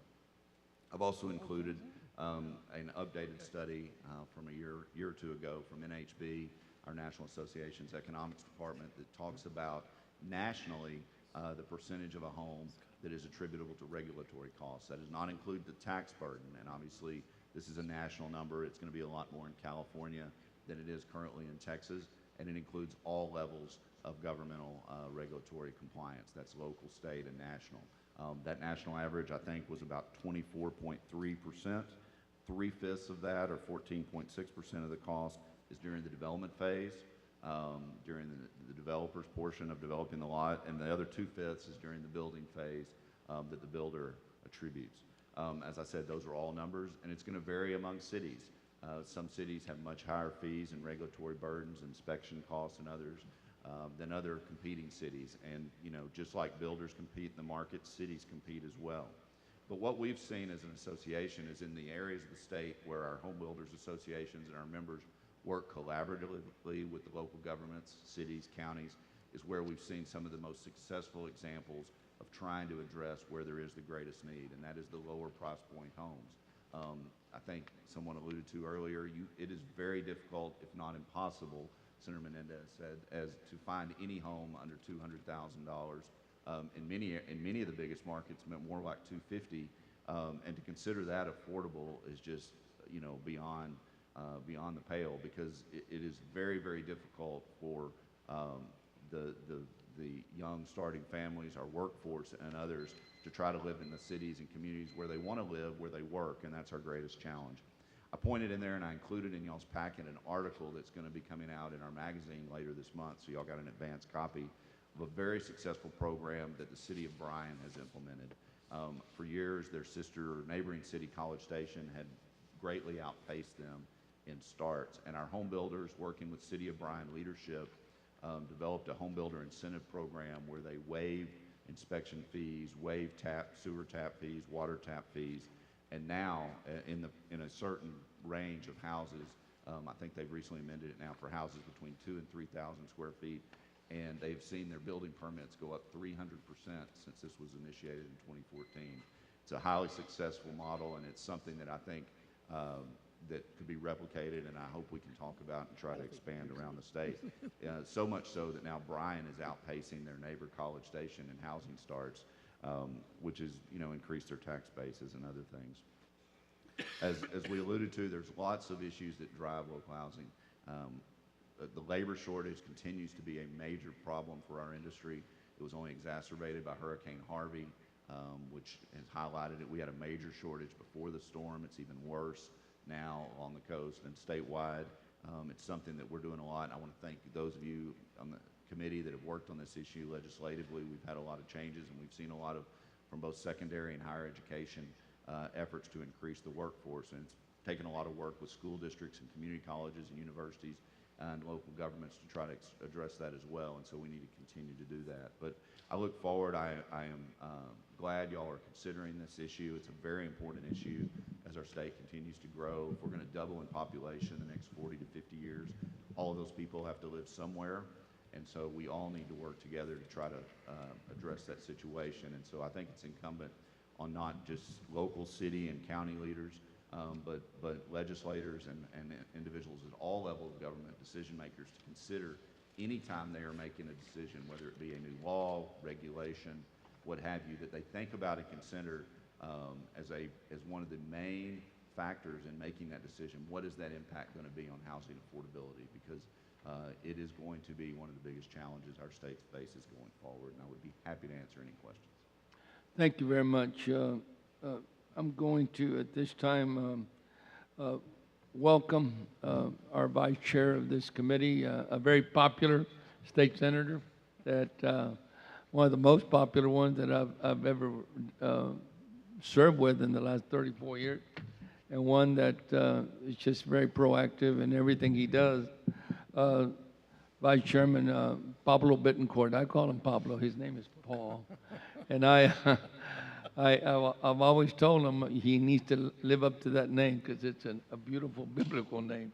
Well, there's only one numero uno, okay, and that's Senator Lucio. Scott, on the way in, if I could ask a question, I ran into the Mayor McAllen, who was just here, and the stats that we've got show that McAllen is the most affordable, this area, Harlingen, in the state, about 125, well, not quite the most affordable. I think Wichita Falls slightly less, about $125,000 per home average. Scott, you were making some comments about a $200,000 home, $250,000 home not being affordable. So clearly, even in this one of the most affordable areas in the state, you've got a 30% increase in housing cost in 6 years. So that's 5% a year, and this is the slowest increase because we've got areas of the state, Harris County, Ware County, that are growing at literally at 10% a year on average values. So, what do you recommend that we do, okay, to keep the growth curve here in other parts of the state? As we mentioned before, Senator Betancourt is also the chair of a very important select committee on property tax reform and relief, and has been doing a lot of work around the state. I'm privileged to be on that committee as well, and we certainly have not heard the last of Senator Betancourt at this point, and I'm sure he'll be preparing to address both of those issues this coming session. Thank you very much for making the trip from Houston to be with us, Senator. And I think so. Senator Garcia had her hand up. Get Scott to answer, and then we'll get to Sylvia. Okay. Okay, Senator, that was a very complicated question, but I think, Oh, I'm sorry, you had a question. as I was alluding to in my remarks, many of the factors are not within the control of government. You're talking about Wichita Falls or McAllen. One of the big drivers statewide we're seeing in housing costs is because of land cost and the increased prices or the increased cost to develop lots. As lots go up, it is a multiplier. The housing costs to return your investment on that lot have to go up accordingly. And so some of that is outside control. There are other things, something you are very well aware of, that is an increased cost of housing and a carrying cost is property taxes. The increasing tax burden on staying in a home, and it is factored into when you're calculating a potential buyer's ability to buy a home, it is factored into that equation. It affects people's ability to buy and stay in that home. So that is there. Other things are incentives, especially I know San Antonio started a program. Senator Mendez probably knows a lot more about it than I do. Several years ago, the city had acquired through either tax foreclosures or other things a large amount of land in the inner city, and they made those lots available with conditions to builders for $100. You could get those lots for $100, but you had to build a lower price point home. And surprise, surprise. Was this like a foreclosure, or was it Yes, just? it was, okay. it was land that the cities had acquired over the years. They had quite a bit of land, and they made those lots available, and the market responded, and builders built those homes, and they were snapped up. The city said you need to keep those homes at a certain price point. We're giving you the land for basically nothing, and builders did that, and that's been a very successful program. Other cities have tried that. I mean, in my overarching response to that is what we have seen around the state is when local governments want to get involved, when they have incentives, that works much better than mandates. As Senator Huffines alluded to earlier, when you put a mandate on all home buyers or on everyone, you're raising the cost across the board. You're putting those costs on all purchasers, including many who are purchasing, lesser value, more inexpensive homes, but you're raising the cost to them, so you're pricing those folks out. So that to the extent that local governments can impose incentives, whether that's waiving inspection fees, lowering or waiving impact fees, that is a way for a local government to affect the market, because they can waive those fees with conditions. They can say, if you want to build a house under $100,000 or under $150,000 or under 1,500 square feet, whatever it is, we will do X, and the market can respond. And as we saw in Bryan, as we've seen in other areas around the state, the market does respond because they in a way, whether it's through getting those lots or through reduced fees, they can respond accordingly. And so that's one thing that I would hope this committee would recommend going forward. And Scott, where was the $100 parcel? That program was in San Antonio. Okay. And Bryan, there's an article I included in your packet. The city of Bryan recently adopted a program where they were waiving, and they continue, or they've just expanded it, waiving inspection fees and tap fees, and they've seen a 300% increase in building permits in that range of houses by implementing that program. Well, Senator Garcia knows this because when we were in county government in Harris County, we had tens of thousands of properties that were on the foreclosure list. People had walked away from property as far back as 1910. Okay, and this kind of fits the profile, Senator Lucio, of where there's a small parcel, but the costs, and I know Senator Menendez and Huffines understand this. If you layer it up, the cost really hurts you. But if you could waive the fees, get the property transferred, they'll take a risk at building it. And I just want to bring up one point. With the government being the owner, they can set whatever conditions on it they want. Right, because there was one thing in our packet that I was looking at was PolitiFact had this one point that a 322-unit apartment complex fees in Austin, development fees amounted to more than $1 million, but in Dallas, the same fees were only $120,000. I'm aware of that project. That's the same builder-developer building the identical complex, same number of units in both cities. So it is apples to apples comparison. That's just a different and regulatory mindset between those two cities. Well, and with that, I'll hope that maybe somebody we know could help us with federal legislation sometime. So what do you think? Well, so I think she'll land running, hopefully. Senator Garcia, you had a question. You all keep getting the cart before the horse. We still have November hurdle. But Norman, I just wanted to ask in terms of data. We know how many people come to Texas every year, and I'm sure your NM Aggie fellow to the right would has stats too. Do we know of the adults that are moving in, how many end up in a home, how many end up in an apartment? I don't have that data. I'm sure that exists. I think, as he alluded to, and I'll let him respond, many of the people moving here are home purchasers. Our statewide number, and we bounce between 46th and 44th in the nation. Our statewide home ownership number is about 60%. I believe last year it was 61%. So 40% of Texans are renters, are in rental property. 60% are in an ownership situation, whether that be single family, condo, what have you. We do know that. I don't know if you have better numbers on that. I don't think we have numbers on You the do- end yeah. migrants. Well, because I agree with you, sir, that there's some confusion about what affordable housing really is, and obviously what's affordable here in this region is totally different than what's considered affordable in Harris County. But I wanted to know do you all as an industry, or specifically the builders, work with local governments in trying to develop what number they should use in their region when they look at some of these programs and look at their pricing, and not to dictate what to build, but just to make sure that when they set programs saying, we'll help you if it's affordable housing and we'll do X, and then you tell them, but the affordable price is $200,000, well, that doesn't really help them. But I was just wondered if you all help and give guidance to the local governments on what affordability really is in their area.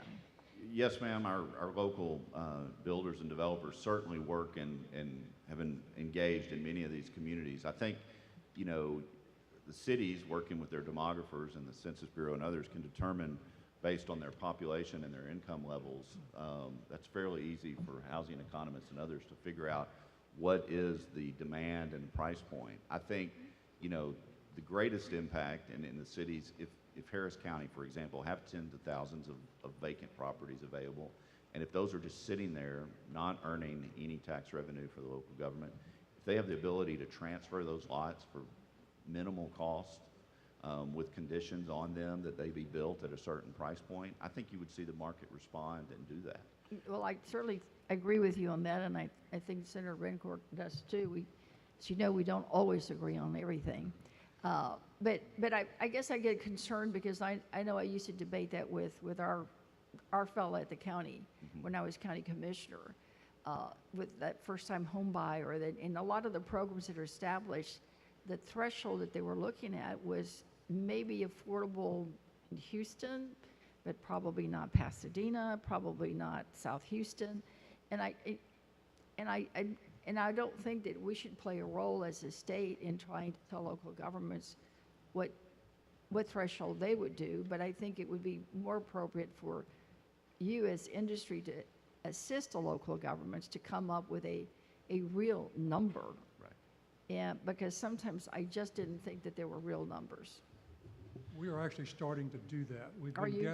gathering. Gary, would you state your name again for the Yes. record? Gary Mailer, Director of the Real Estate Center at Texas A&M. This on a very limited basis. I have a very small staff dedicated to this. We've looked at Travis County. We've looked at Corpus Christi.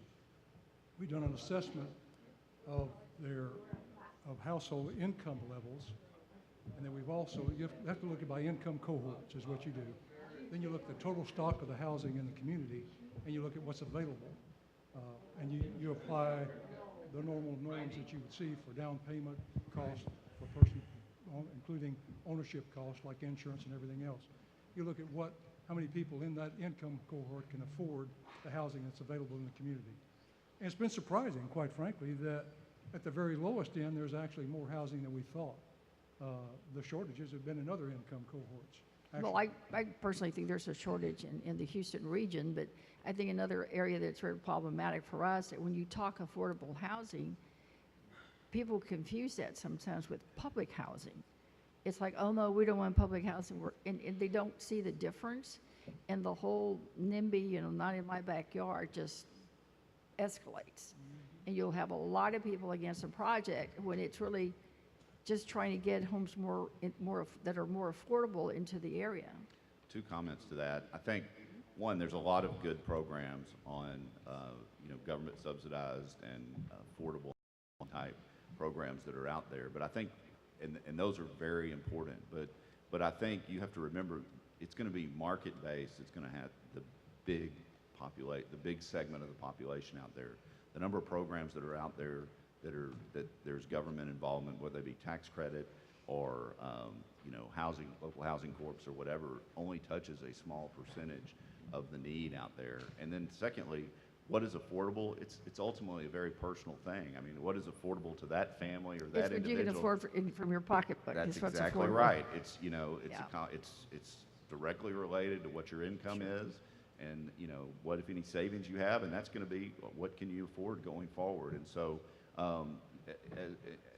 my core message: there's some things that you as state leaders and local leaders can affect. There's many that you cannot in the market, but we need to do everything we can to try to especially help those that are having the hardest time getting into housing. But do you have any specific recommendations with regard to the permitting process? I know that I still hear that as a big developer concern, that it just takes so long to get through City Hall.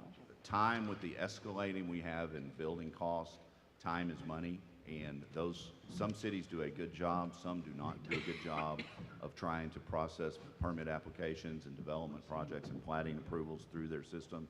I think cities, what we have seen as an industry and what we've seen our local home builder associations go forward, if a city demonstrates they have a need, they're short-staffed, they need more people in their building and permitting or their plating departments, our builders and developers are willing to pay for that. They're willing to pay higher building and permitting fees to an extent if there is an assurance that money is going to be used to hire more staff and expedite it. What we see in some cities, not all, but the building permitting department can be seen as perhaps a revenue generator to help offset other sections of government, and that is something that we think is wrong. Fees should be covering the cost of service, not being used for other purposes, or they move beyond the realm of fee. Okay. So I think cities and other local governments just need to really try to keep that balance point between cost of service and the cost of the fee. Well, great, thank you. Thank you, Mr. Chairman. Mr. Chairman. If I could, Senator Huffines has to leave. We could just give him the floor, then Sure, go right ahead. to you, Absolutely. Senator Menendez. Thank you, Mr. Chairman. Appreciate it.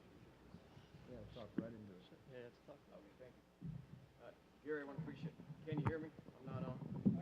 We can hear you. Well, the question is, anybody else hear him? I can repeat it if you. Yeah. How about now? Just hand him one. Thanks.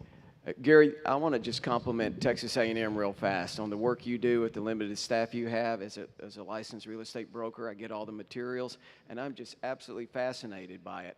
I mean, you guys come out with more statistics, more staff, more stuff than most people can possibly read, and my compliments go out, because you certainly are the expert in the state of Texas on real estate.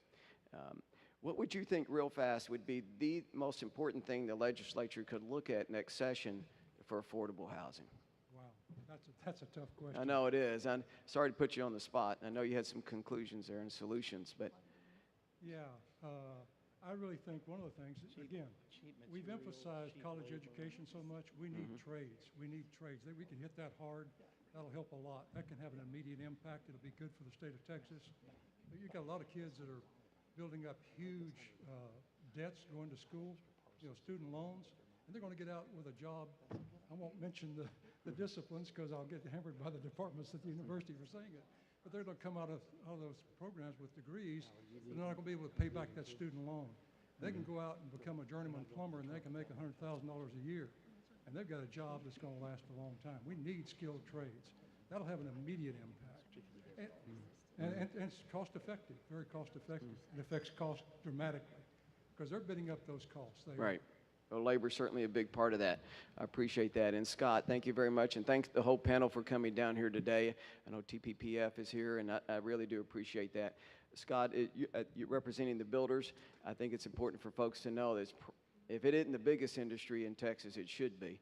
And you guys employ thousands and thousands of workers across the state, and you add incredible value to our great state of Texas and our tax values for the cities.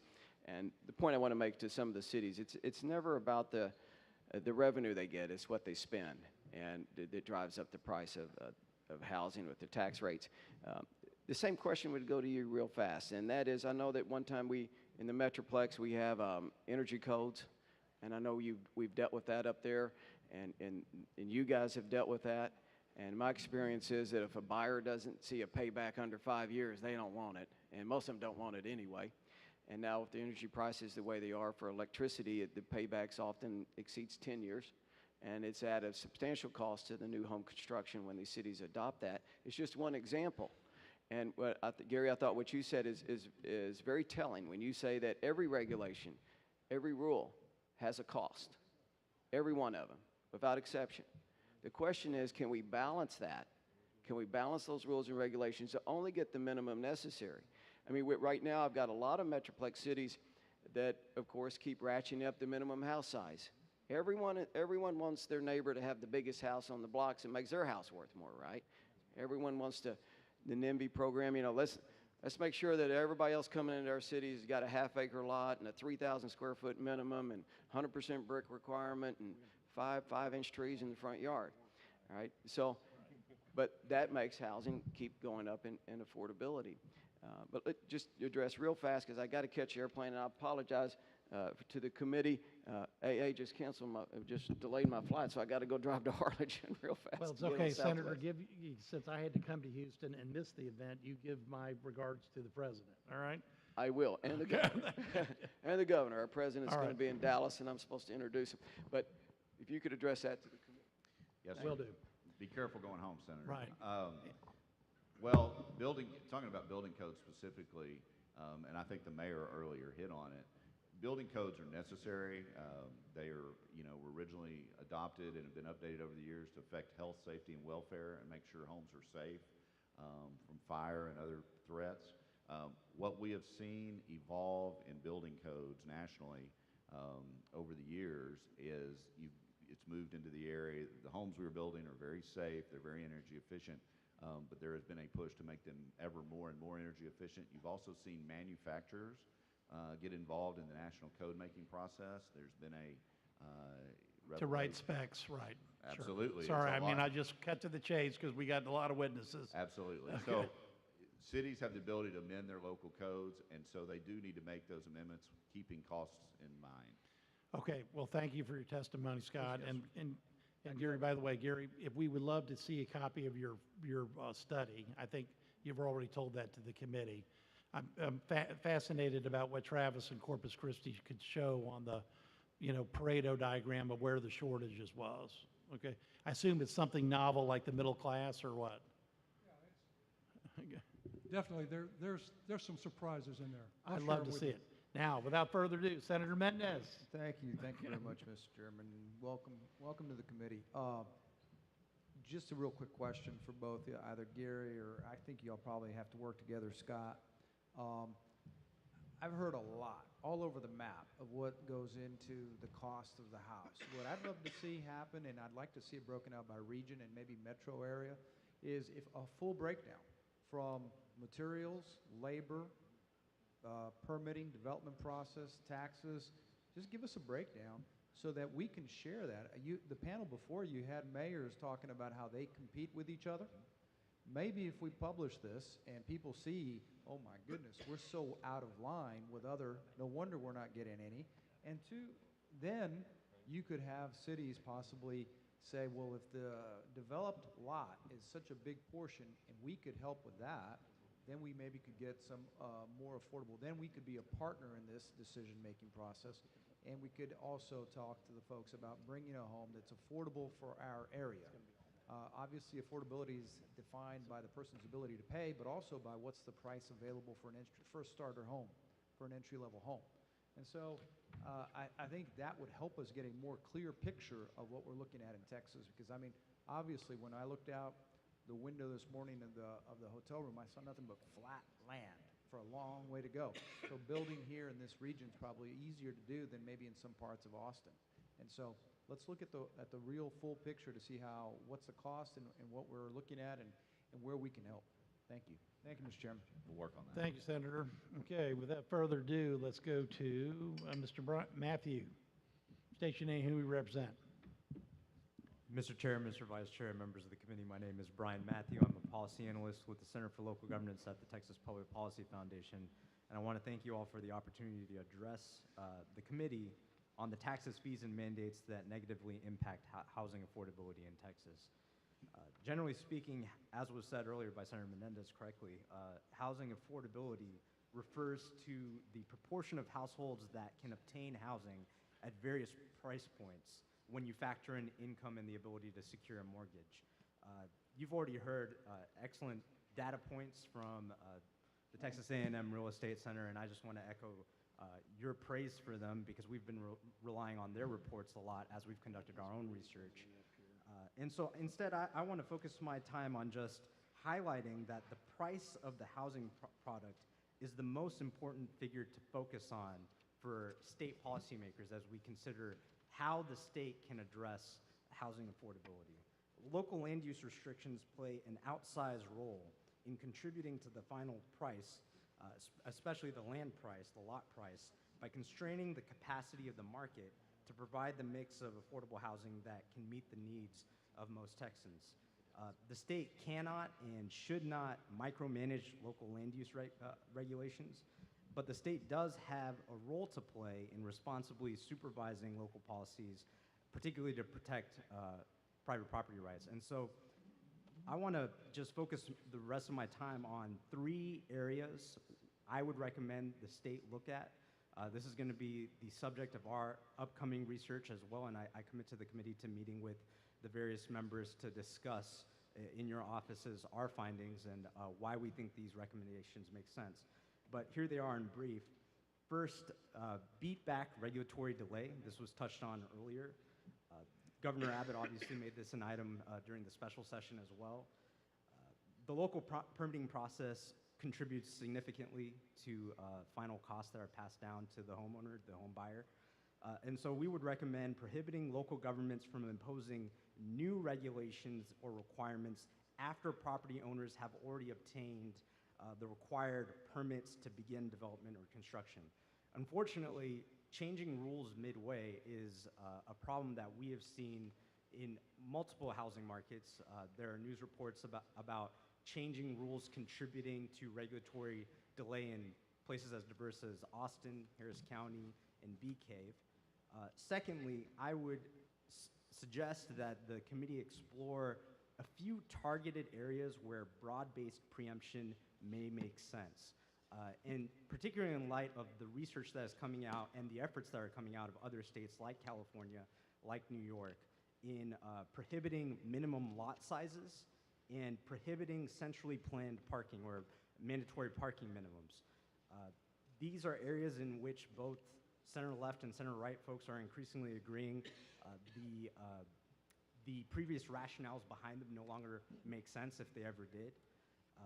And in both areas, there's no reason why property owners in the market cannot forecast the appropriate lot size or the appropriate amount of parking that the public may need. Finally, I'd suggest that we end the exemption of Texas cities from the Private Real Property Protection Act of 1995. That act provides that any government action that diminishes a property's value by at least 25% be considered a regulatory taking, which would entitle a property owner to adequate compensation. Right now, cities are exempt from that law. I think if we included cities under that law, that would give a lot of local governments pause before taking actions that impact private property values. I think addressing these 3 areas would go a long way towards addressing housing affordability issues in Texas, and I thank you for your time. Brian, I read your brief on the way here, okay, and I definitely agree with the micromanagement of the lot sizes and that, because at some point, I think center left, center right, everybody agrees that you have to let people do what they're supposed to do, and you want density as well as some efficiency when you're doing this. Now, go over the last point because I don't remember that from your briefing. When somebody is foreclosed on, they have a right of redemption, and there's in a property taxes, they can go back and pay an additional 25%, and there's a higher number for a longer period. So is that what you're talking about, or exactly? No, sir. This was a law passed in 1995. It's the Texas Private Real Property Protection Act. Basically what it provides is that when county governments or the state government takes an action, any government action, whether by statute or regulation, that reduces a property's value by 25% or more, that would be considered a regulatory taking, Oh, I see. and the property owner would be due compensation. Right, and you think that would give people pause from doing something that would be adverse to property rights? That's exactly right. I think the exemption of cities should be basically. And I brought did back. like in your brief, your write-up about the hold harmless from the standpoint of once you start a project, and I assume somebody else would second that the regulations don't change, in mid-process on you. That's exactly right. Because that could explain why the 322 unit apartment complex had $1 million fee in Austin as opposed to a $120,000 fee, because that's additional $880,000, which that's real money, okay? Right. That's, over $2,500 per apartment. That's a lot of money. Thank you for your testimony. Thank you, sir. All right, let's proceed on to Roger. State your name, who you represent.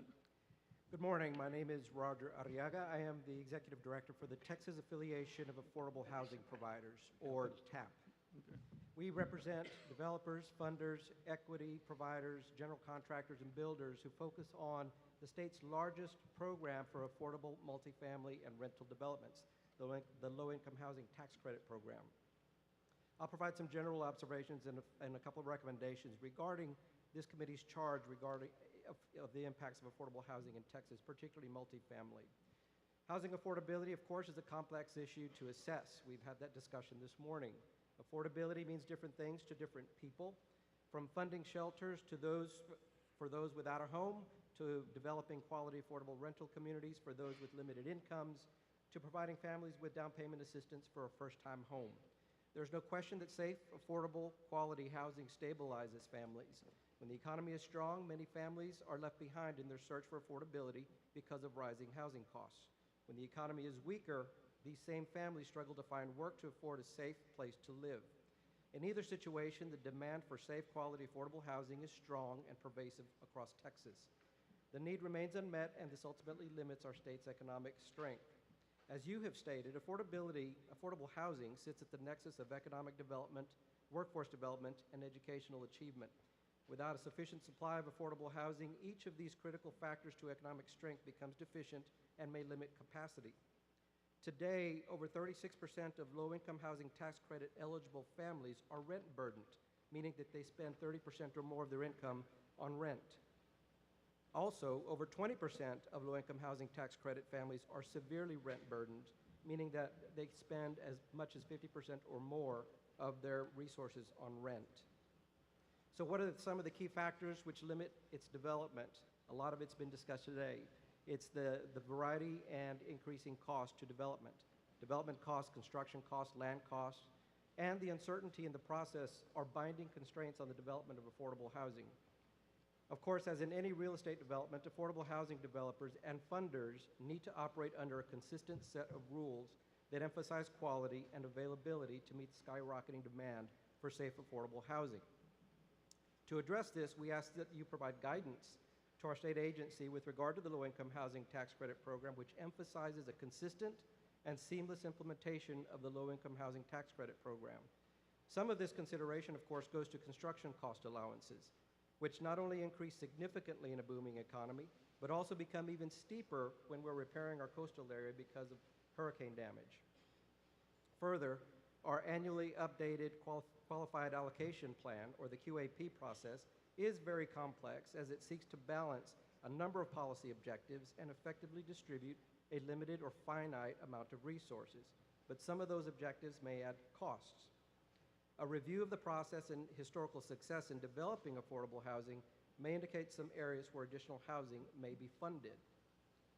Adding to the inconsistencies in affordable housing development, property appraisal treatment of affordable housing communities is disparate and varies across the state.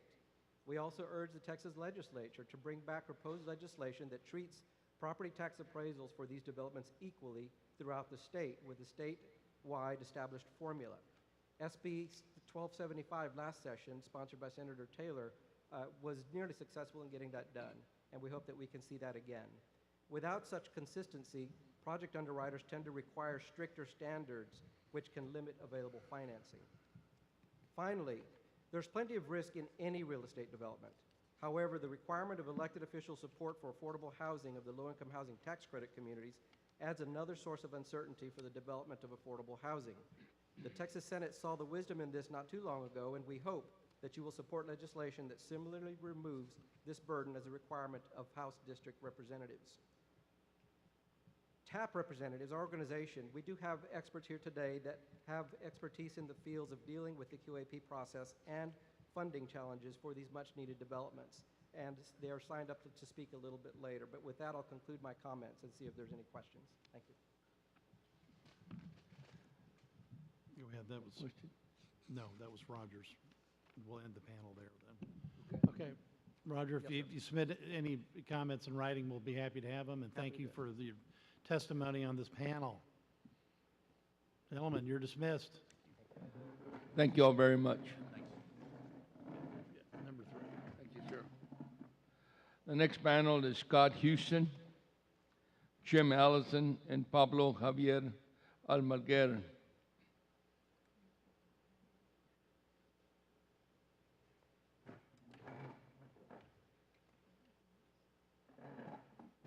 Gentlemen, welcome.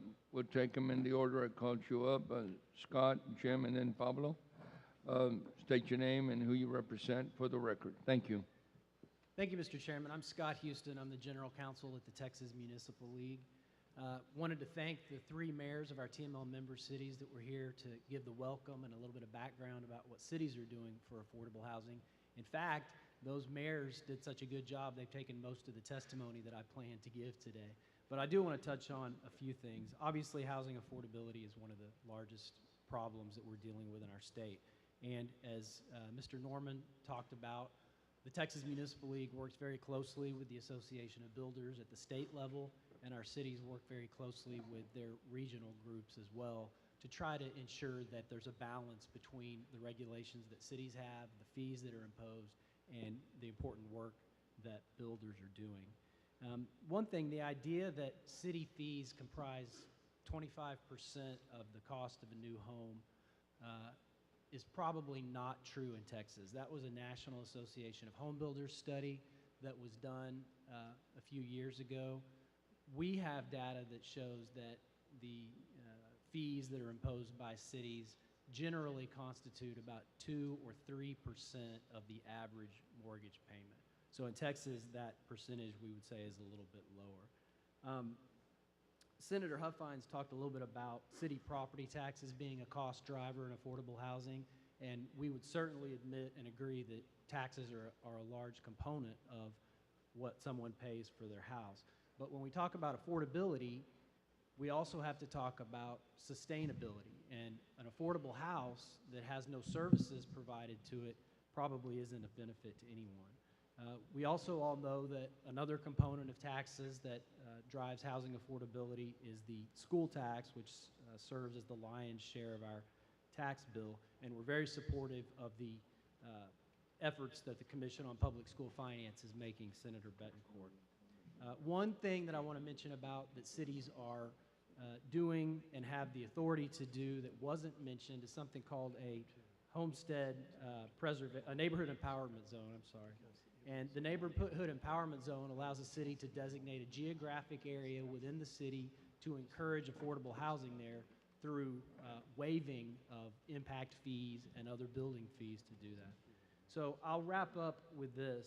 I think, as you'll usually hear when TML testifies, what we need is the ability of cities to decide based on local input, geographic location, risks, and certainly affordability, what's best for them. And there's certainly a delicate balance to make sure that homes are sustainable and safe as well as affordable. And we look forward to working with you, the builders, and all these affordable housing professionals that we'll hear from soon.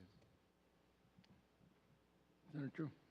Scott, while I've got you, this example of the 322-unit apartment complex built by the same person, apparently it's the same plan, in in Austin has $1 million development fees, but in Big D in Dallas, and I'm from H-Town, so every time I have to admit that Dallas is kicking everybody's butt, it's important, okay? That's right. All right, so, but it's really obvious that there's a huge difference between $1 million development fee and a $120,000 development fee. And because that's $2,650 per unit right up front. Talk about affordable housing. So, I mean, what's Dallas doing right that Austin's not? There's a huge gap between those two. Right. There's obviously a disparity between what different cities around the state do, and they do that for various reasons. They may do it because they do more inspections at more stages, or the citizens demand that there be additional inspections done. So with regard to the question that you asked, I don't know the answer. Sometimes there's news articles that we hear that point out things like that and discrepancies, but we don't always have the facts. Usually when I hear something like that, if I go back and talk to the city officials that dealt with it, we'll see that there's some underlying reason that we don't know. But the short answer to your question is, without knowing more about it, I can't answer why. Well, that's a substantial difference, okay? So, and we've had the other two testifying that it actually occurred. So could you actually go back and, right? I'd be thrilled to go back and find the underlying reasons for that and report back to the committee. Now, if we took the plan that was the $100 transfer of the small parcels type of routine, could you see TML supporting that? I'm not Because sure. I'm going to ask Allison the same question, Sure, but I'll I'm give not- him more time to think. Okay, so that's. I'm not. I had to step out for a minute. I'm not sure what plan we're talking about. You go to San Antonio, they've got a plan where basically, look, in all the major urban areas and even down the suburban areas, the tax roll is generating, parcels. In Harris County's case, it's tens of thousands of them that are small parcels that, and I'm sure in Bexar County this was the case. So they were transferring it $100, waiving fee. In Bryan, they waived the development fees just to get people to try to build something on these old plots. So this is actually your members, and we're trying to tie together best practices between Bryan and San Antonio. So that's what. Sure. I mean, for any of these issues, like I mentioned, it can be different for different areas of the state, different populations, demographics, et cetera. The question about compiling foreclosed properties and then providing those to nonprofits like Habitat for Humanity, for example, to build affordable housing is something that cities are doing now. There's actually authority in the local government code that y'all have passed and amended over recent sessions to allow those largest cities to do what's called land banking. Right. Which is Well, essentially but that. this seems to be, because this is on a per parcel basis, because development is better when it's the least intrusive into the market. So if somebody goes to a foreclosure and they buy something, or if they can't, but if they can get that property transferred and get it off the fallow, tax roll and back into circulation.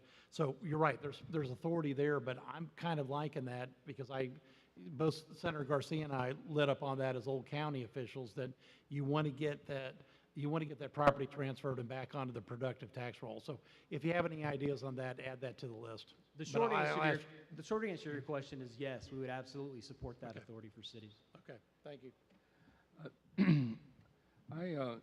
Scott, I told my little brother, he lives in White Bear Lake, Minnesota, yesterday. I had a meeting today, and he said, on affordable housing, he said, Eddie, what we're doing up here, what they're doing, and he's an engineer by trade, the cities are buying old homes, just dilapidated, and tearing them down, and they're doing duplexes, bringing in 2 families, or maybe even three in one, to address the affordable housing shortage.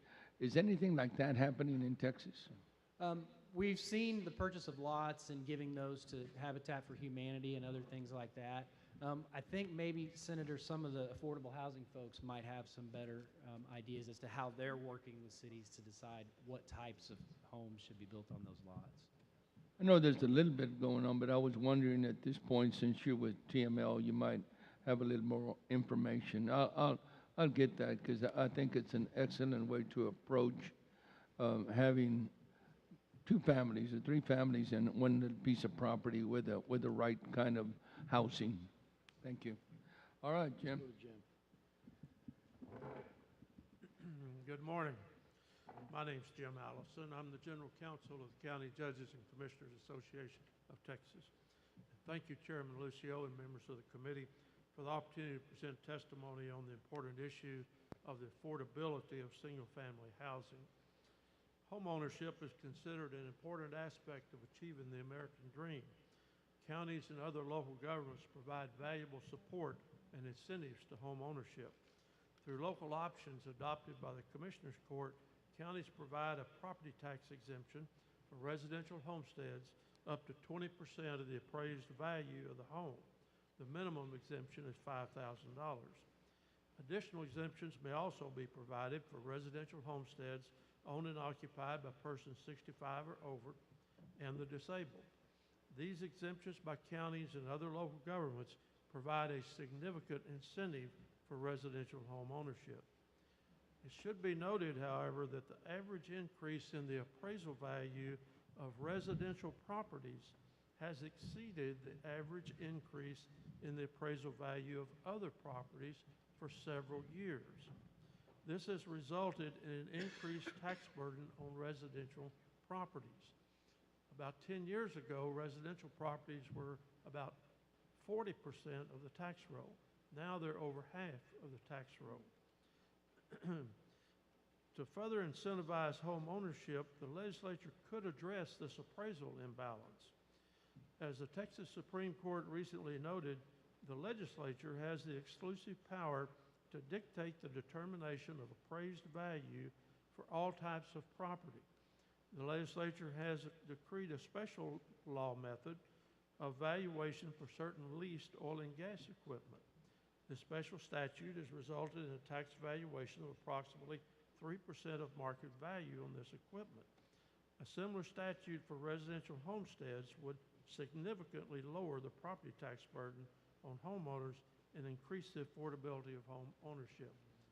The genie's out of the bottle on that now. We've resisted trying to dictate the method of valuation for properties in the tax code because the Pivotal bill was actually adopted to end that practice on a county-by-county and local government basis. But if we're going to do it for one type of property, for one industry, without a doubt, we need to look at home ownership and the ability to incentivize home ownership through the tax evaluation methodology. Counties support residential home ownership through the construction and maintenance of the county road system.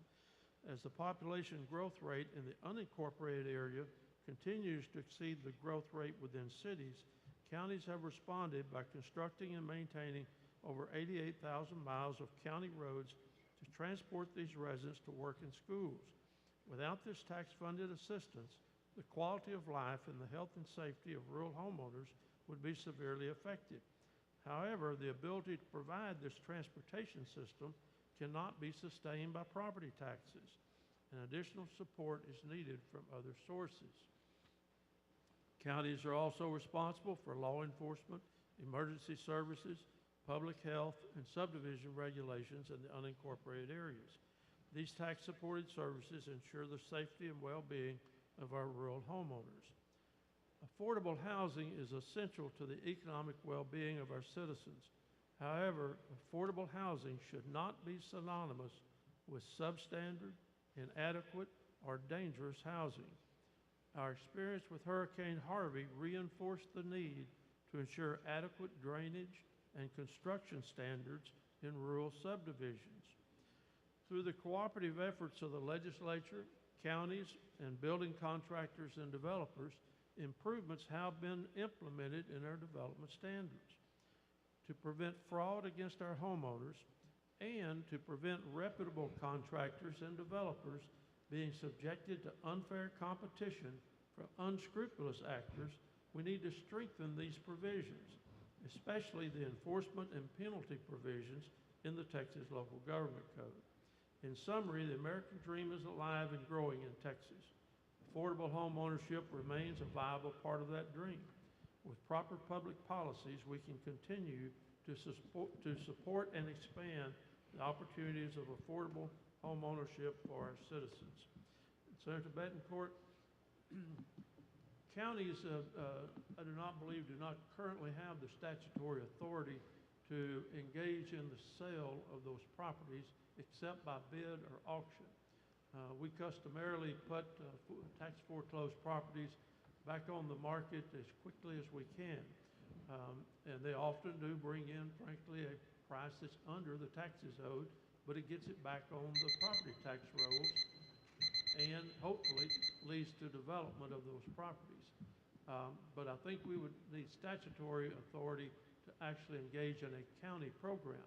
Now, we can transfer those properties that are within the city, and often do transfer our interest in those properties, waiving our past due property taxes to the city where they have a program for them to participate in those programs.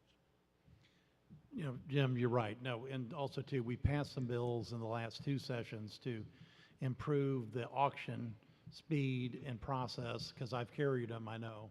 And that's made a major big difference in the flow through at Harris County from the standpoint of how many properties are flowing through the foreclosures, because quite frankly, there's not quite an unlimited supply, but there's many years worth of, you know, of foreclosures available in that process. So if you've got some ideas on that, specifically how that would help, you know, Jim, that would be a good build, because we've already proven that by expanding the number of people that can bid and having an organized process and then going to the internet, you get those properties move faster. It's just obviously, you know, not everyone's using the same, you know, the methodology. So it would really be good to get a best practices and see what we need to change in the tax code. I agree. We look forward to working with you on that. Okay, thank you. Thank you very much, Jim. Mr. Almaguer. Thank you, Senator Lucio, Senator Menendez, Senator Betancourt. My name is Pablo Javier Almaguer, tocayo to Senator Betancourt here. Paul, I want to make sure you took that word from the Valley so you can use it up in Houston. I'm sure you heard it before, though. Well, that's right. Well, I've heard it now, and I'll use it for sure. Well, you're welcome. More informal setting, I'll definitely come up to you and say that again here. So I work for Texas Rio Grande Legal Aid, an office here in Edinburgh. We've got offices throughout the southwest portion of Texas. We have the unique position as a legal aid organization to also have offices in metropolitan areas in both the Austin and San Antonio office. So I'm here today to give, I guess, testimony about our client base, you know, our client needs and what they want and see and how it relates to affordable housing. I will have to touch upon the issue of colonias, an issue that happens to be quite adjacent, or an issue particular to the border area, because I couldn't go without saying something about the clients that we serve quite often. And I want to go over and actually quote and start off with what Senator Garcia said, and it's no, I guess, coincidence that Senator Garcia used to be a former legal aid attorney. There is more than just a regular economic cost here. There is also the human cost, and the part of affordable housing we want to focus on is the housing that can be allowed to certain people to be able to afford to live in a place that they want to live in. And to go back a bit on regulations of it, as attorneys, you know, we always have to remind folks, or sometimes tell people, you know, that, well, yeah, maybe there would be a little bit less cost involved in building a car if you didn't have seat belts, but do you want that? Maybe a little less cost involved in the construction of a bridge because of certain codes or regulations, but do you really want that? Same thing with rental housing, and also even in drinking water and other matters. Do you really want to go back without regulations? So regulations offer a certain amount of protection that I think many of us expect and take for granted at this point. Removing those regulations just puts the bar a bit lower in that area. That includes in the housing area. In the border area that we cover here at Texas Rio Grande Legal and many of our clients, we've seen that. There's a patchwork right now of code enforcement in these neighborhoods called colonias that are built throughout the area. In some parts where the regulations actually do work or are enforced, you see a better living condition than in other parts. I think removing any regulation in that housing area or in that section of our community, it will really be affected greatly. The demand for housing is great in low-income folks in the border area. That's always going to be the case, and they become almost predatory victims, if you will, if you don't have the proper regulations, and they end up in these colonias with no regulations, with no roads, with no proper utilities. So To step back a little bit on the regulation issues, I want to mention also what mentioned by Mayor Darling here, that we are not necessarily advocating for regulations across the board to make it harder on everybody. I think we believe and we understand as legal aid attorneys in our community that our community members, that our client community members, are also going to benefit from the proper economic, expansion that there is across the state. I think the regulations and the focus in the committee here, hopefully moving forward, to be on those less reputable builders.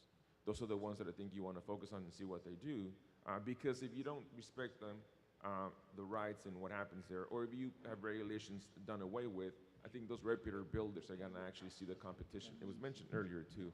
Competition will come in from less reputable ones, the ones that want to take advantage of less regulation. And we don't want to see that, just like you don't want to see that. To go back now to an example, a specific example of the improvements that there are through regulation, in 1989, we had the minimum subdivision standards, the model subdivision rules that Senator Lucio is quite familiar with, applying over to the colonias here. Before that, you had plots of land. They were just converted into certain areas to build a house, but not necessarily good living conditions. We had many clients back then whose children couldn't go to school because they had to walk over to the main road to wait for the school bus because the school bus couldn't get into their house to do that. That still happens in some areas at this point. With regulations, with road building, with other utilities, now these children don't have to worry about that, and other residents don't have to worry about getting into and out of their own neighborhoods. That's the basic example there in the colonias. I think residential housing, it's always going to benefit from certain regulations that would allow for proper living conditions that our clients benefit from. The argument can also be, do your clients then want to see more cost involved maybe building a house? If they have to build their own little piece of the American dream.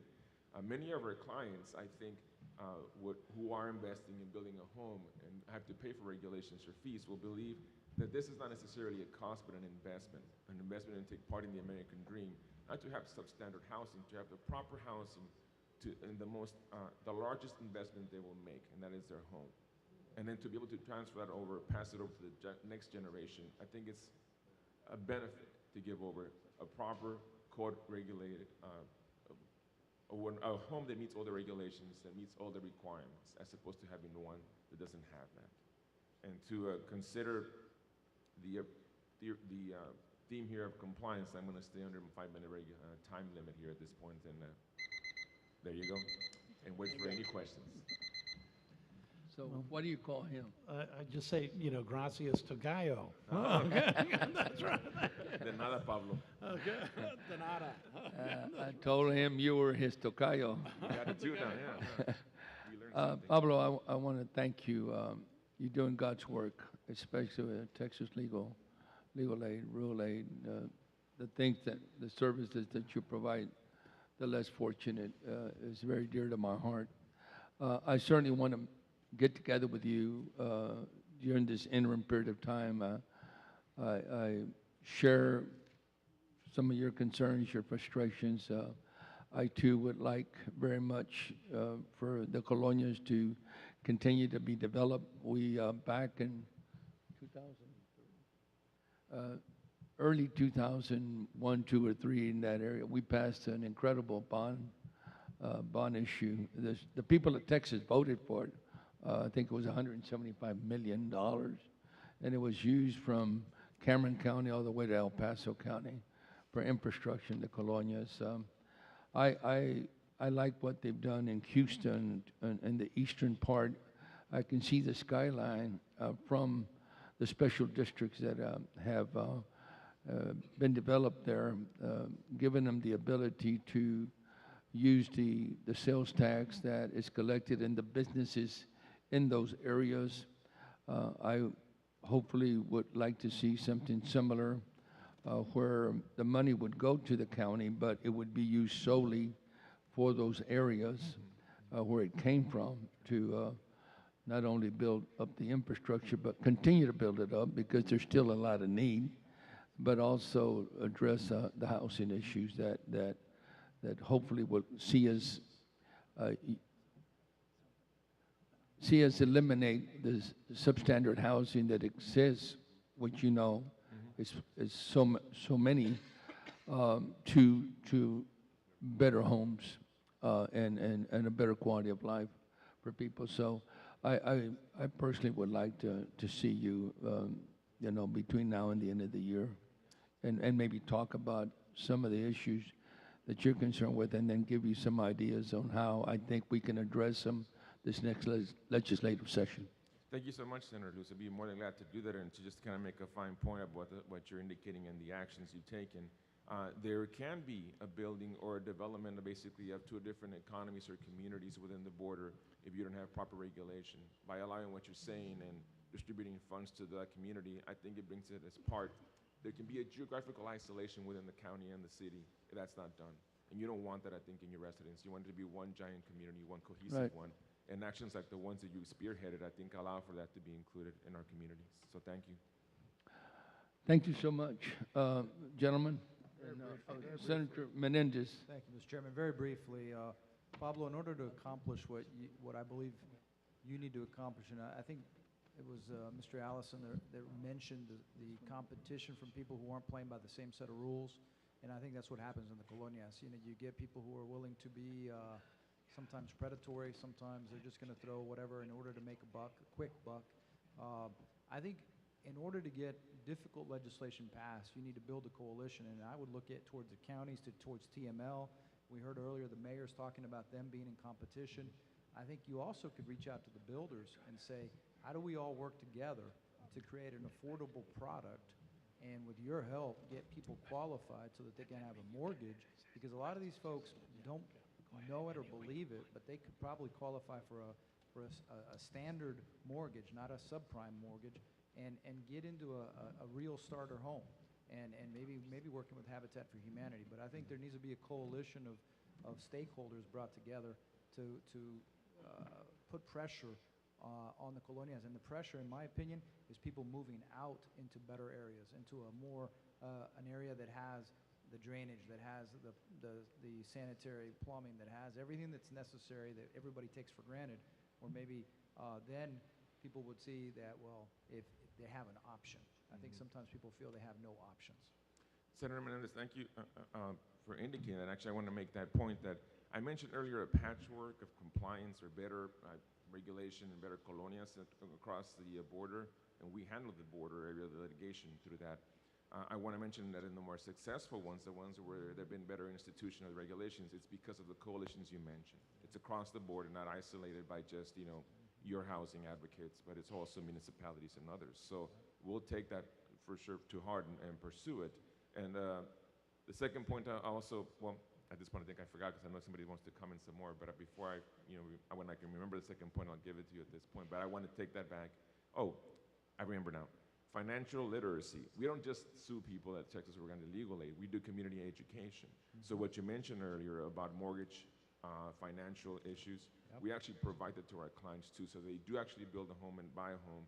If they meet our eligibility guidelines, they get education on that too, so we can avoid any further litigation or any further issues. So once they buy the home, they can keep it the home. They can stay in it. Correct. Thank you. Thank you, Mr. Chairman. I would also like to respond, Senator Menendez. You're absolutely correct. The improvements that I mentioned earlier, particularly in Chapter 233 concerning code construction in the unincorporated area, was achieved with a cooperative effort between counties and Texas Association of Builders and other developers. We're continuing to meet with them and work with them because I firmly believe that their members are our reputable contractors and developers, and that they will continue to work with us to achieve safe, affordable housing in the unincorporated area, and to make sure that anyone that wants to not meet those standards is encouraged to do so in an appropriate way. Thank you very much. Okay, panel. The next panel will be Tim Irvin, Homer Cabello, David Long, and Michael Wilt.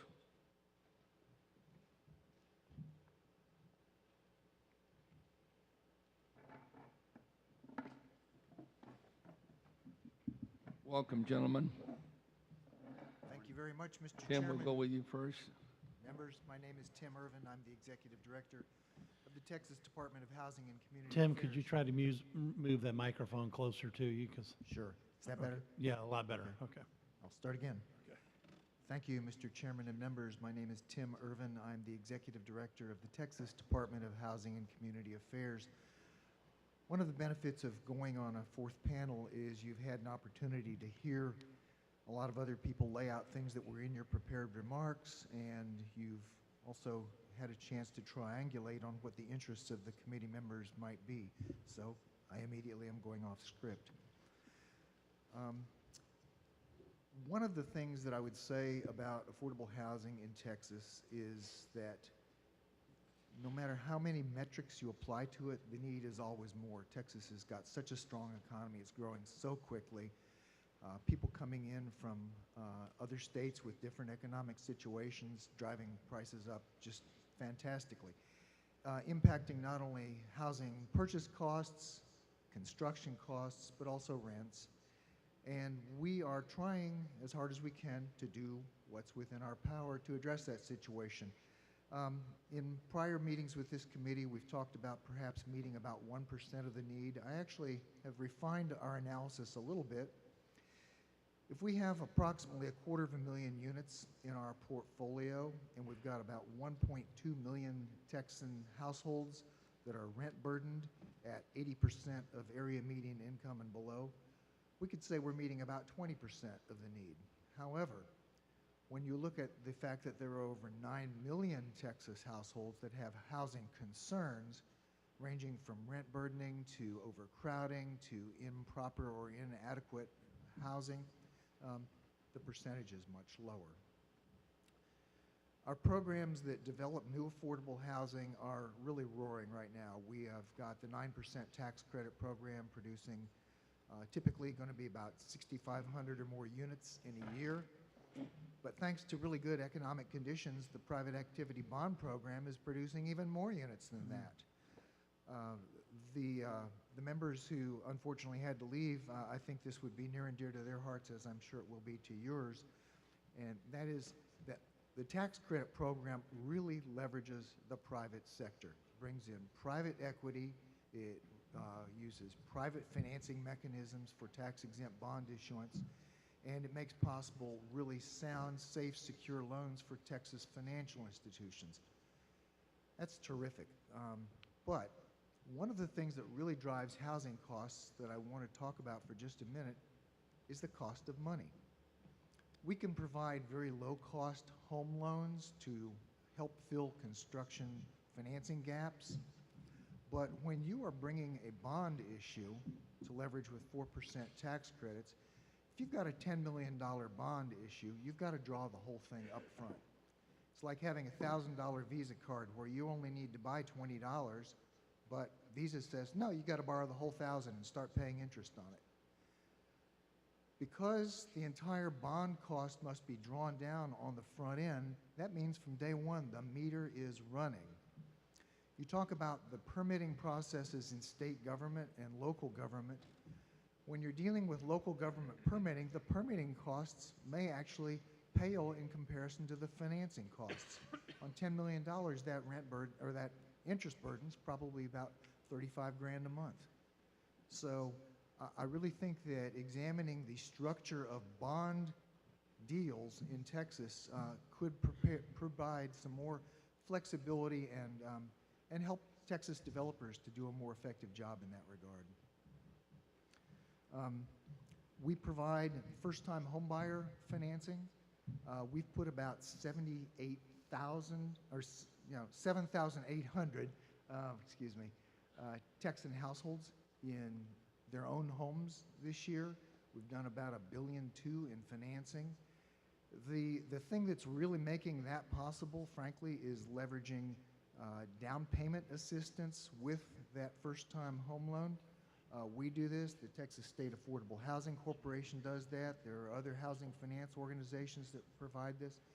And, you know, I've brought with me a subject matter expert, Omero Cabello, who deals a lot with our mortgage servicing, and he'll talk in a few minutes about mortgage servicing. But bringing home ownership to low and moderate income households is It's safer than a lot of people might think it would be, but it's also a challenge. I think that our performance of our portfolios is pretty spectacular. The fact that they come in without down payment, therefore they don't meet the requirements of the government-sponsored entities that create the federal mortgage markets, sounds as if it would be a sort of scary thing, and then when we provide it through a loan, you would wonder about the comfort level, but actually these homeowners really do perform well because these are young households that are at the beginning of their earnings career and they're on that upslope. And our average loan of about $160,000, the principal and interest is going to be about $940 a month. So this is going to meet the classic definition of affordable the way that most people measure it. But, you know, affordable, 30% of your total income is an arbitrary number. It's not a one-size-fits-all. So it is a challenge, and the last thing I'll say is that we do provide mortgage credit certificates, can be up to $2,000 a year, and that can increase a household's buying capacity by as much as $25,000 to $30,000. So that's another terrific tool that, frankly, only government can provide, and we're glad we can. So, any questions? Senator Menendez. Very briefly, Tim, thanks for being here and for all the work you and your staff do. It's a tough job, and with all the damn hurricanes, it's been harder for y'all to get all the funds out to replace the housing. But very briefly, earlier today, one of the mayors talked about the political nature of the tax credit program, and if you know, we could visit with him and see what he's talking about specifically. I think the tax credit program's been very successful. But I do think that we need to see how we can make it better to put more units on the ground. And on that bond issue, if you would get, I see Mike in the back, if you get someone from your team to contact us and let us know what we need to do, we'll start working on what legislation, if necessary, needs to do. Because, I mean, I think what you're saying is it should work more like a line of credit rather than, yeah, and that would be more effective. We're all in to help make that more smart policy, lower costs, and maybe get more units on the ground. Thank you. Thank you, Mr. Chairman. Thank you very much. Mr. Chairman, if I might, I want to add one thing that I forgot to include in my remarks. We are going through a systematic review of all of our rules to ensure that they meet all of our state and federal legal requirements, but also to ensure that where they go beyond those requirements, that it's an intentional decision made by the governor's appointed board, and it's not just something that's in there for fun. In that discussion, I would like to mention that one of the people who's going to be testifying later, Nick Mitchell-Bennett, had identified a place where our home rules had gone above what was required by statute, and I'm so glad he brought it to our attention because, frankly, it's an opportunity to fine-tune our rules and hopefully create a cool new program. Okay, thank you very much, Homer. Homer, we are having some time constraints, and I don't want to limit anybody that much, because I know you traveled to give us, you know, important information. But if you have written testimony, try to summarize what you have, and then there might be some questions from the panel. There are some people that have some flight that have to catch here. And that's my only concern. I'll stay here till 5:30. I do have a graduation speech at 6, so as long as I get up by then. But anyway, welcome. It's good to see you again. Thank you, Senator and members. I'll keep my comments short. Just wanted to talk about one program that we utilize to help low-income households get into affordable housing at 60% AMFI or below. And it's our Texas Bootstrap Loan Program. It's a self-help construction program. Senator Lucio, I believe you passed Senate Bill 1287, if I remember correctly, in 1999, that created this program. We're coming up to the 20th year anniversary next year for this program. We'll be hitting our 2000th home. And most importantly, this program should become self-funded around that time, where the repayments that are coming in, we're doing more loans after that. So, and by 2019, we should have about $40 million in mortgage loans that's coming in to help sustain this program. So, and this program has flexible underwriting standards. It's less than FHA, Fannie Mae, and all the other products, but we have in-house servicing that focuses person to person. We contact them when they fall behind, and we work with the families. We have very minimal foreclosures on that program. The ones that we have foreclosed because the houses have been abandoned, and so we take possession. Homer, if I could, how minimal? Out of 1,800, we've foreclosed on 28. Wow. Okay. 28 to date. So, I'll keep my comments brief, and I just wanted to highlight that's one program that we have that helps low-income persons get into affordable housing. Many of our partners are Habitat for Humanity. We work with one here in Rio Grande Valley, El Paso, Laredo, San Antonio, Dallas, Fort Worth. We work with many habitats and some local nonprofit organizations along the border. Have you given us updates on the programs that are available now? Thank you. If not, let's see what we can do between now and session. And let's also exchange some ideas. I'd like to know where we are in terms of need and what the Texas Department of Housing and Community Affairs has in mind that would address those issues or shortages. And if I could, that's 1.6% on a high-risk population. So that's a pretty good number, Homer. But what you also said that got my attention was that it was basically what you're funding, how's it looking for right now? You're going to be self-sustaining? We're close to 40. Well, by the end of next year, we should have about $40 million in mortgage notes that are being paid every month. We fund a program on average. Well, we're required by statute to fund it at $3 million a year. There's been some years where we've added more money, but it's funded at $3 million a year. Well, in a tight budget year, that's good news to hear that a 20-year-old program is almost self-sustaining. That's good. I would like to point out that we use general revenue funds for this program, and it should be self-funded soon. Thank you very much. Okay.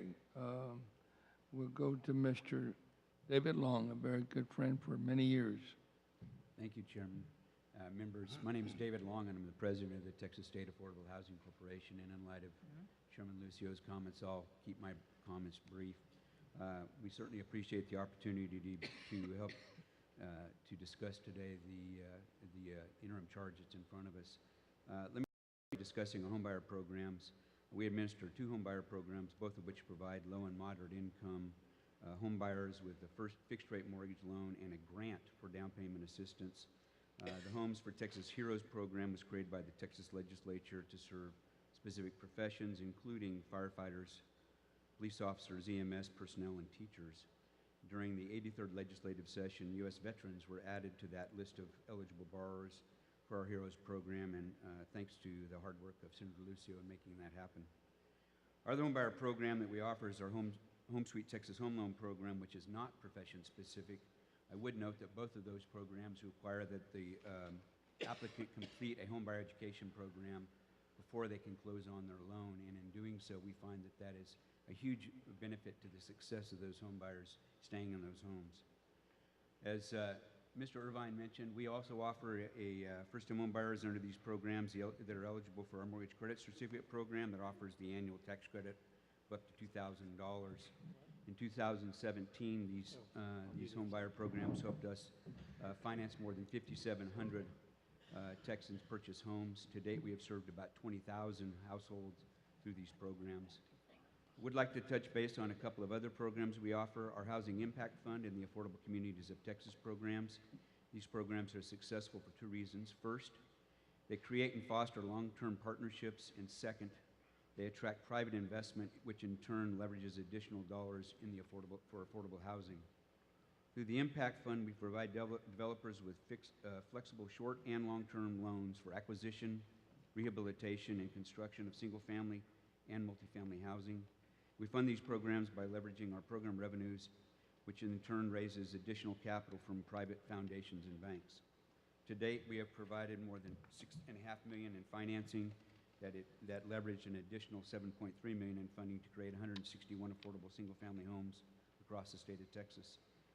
I want to quickly highlight a couple of those success stories from our Impact Fund. that I feel demonstrate the benefits of these partnerships, and I think that's what we're here to talk about, is the ability to partner amongst all of us to come up with a solution for the affordable housing crisis we're in the middle of. First is the Chacon development in Austin. This was developed by the Chestnut Neighborhood Revitalization Corporation. The Chacon is a mixed-use, mixed-income development in East Austin that features 28 single-family homes. 21 of those units are for households earning at or below 80% of the median family income, and in Austin and Travis County, 80% would be $68,800. These are deed restrictions on these affordable homes that ensure that if they're sold, they can only be sold to another home buyer whose income is at or below that 80% area median family income. This ensures that housing will remain affordable for future generations, which is important for the neighborhood experiencing rapid changing and increasing home prices, making it too expensive for our low-income residents. I'd like to thank our partners in all of this, Texas Capital Bank, Frost Bank. With the funding that we put into this project, which is $2 million, we were able to leverage an additional $4 million. I'd also like to quickly highlight, if I may, Chairman, the partnership that we have with the CDC Brownsville. I know Mr. Bennett will be speaking shortly regarding this product that he's that we're involving ourselves in, but we made a $1 million commitment to CDC Brownsville to finance up to 30 single-family homes in Cameron, Hidalgo, and Wolsey counties through their innovative Mi Casita program. The Mi Casita housing model provides low and very low-income families with the opportunity to purchase safe, sanitary, affordable housing and build equity by constructing and financing their homes in phases. I would like to just quickly mention that we also have our Affordable Communities program. This is a land bank, land trust program that we created to help stabilize communities experiencing high rates of foreclosure. Again, we work in partnerships with developers, banks, and governmental agencies across the state as we acquire lots and homes for redevelopment or development of new affordable housing. Since 2008, we've acquired more than 560 properties in part of the ACT program, and that has helped us build or rehab 183 homes to be sold to eligible low-income home buyers. I'm going to skip to the very end, Mr. Chairman, just to let you know that I would say this, that we are very, very excited about the opportunity to work with such great partners like CDC Brownsville. In addition, the financial partners we have, which is Texas Capital Bank, JP Morgan Chase, Wells Fargo, Texas Community Bank and Frost Bank, BBA Compass, and Bank of America. They've provided us with a lot of financing to help us leverage other dollars that we have. In light of that, I would just suggest to you that one of the things that we have the greatest need in is to continue to find ways to create these partnerships, strengthen the partnerships, and provide for us an opportunity for everyone to be mutually benefited through this process to create the affordable housing we have. And with that, I'll conclude my comments and take any questions. Thank you, Mr. Long. Questions? Okay, well, we'll go to our next panelist, Michael Wilt. Michael Wilt, Texas State Affordable Housing Corporation, Manager of External Relations. I'm here just as a resource. I was going to donate my time to David. I would note that there are some packets going around that provide supplemental information. Michael, could you get closer to the mic? Oh, sure. Is that close enough? Please.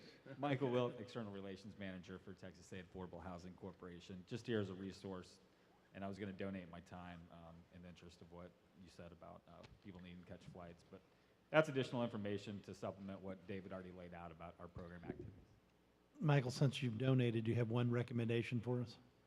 Well, I think the Chacon project is a very interesting test case just because say it again, sorry. The Chacon project that Chacon David project, mentioned okay. in Chestnut, it's highlighted in that impact fund brochure. It is actually a mixed-use, mixed-income community. It's on a land trust site. It's really creative in that not only does it create homes right now at 80% or below income, but they will remain like that forever. So it creates generational affordability in a neighborhood that's rapidly changing and losing any kind of low-income housing. And we're happy to go into more details on the exactly anatomy of that deal when we have more time or in your offices. Okay, thank you. Thank you. Y'all are dismissed. Thank you very much, panel. Next panel, it would be Diane Rath, Mina Diaz Pineda, and Nick Rhodes and Nick Mitchell Bennett.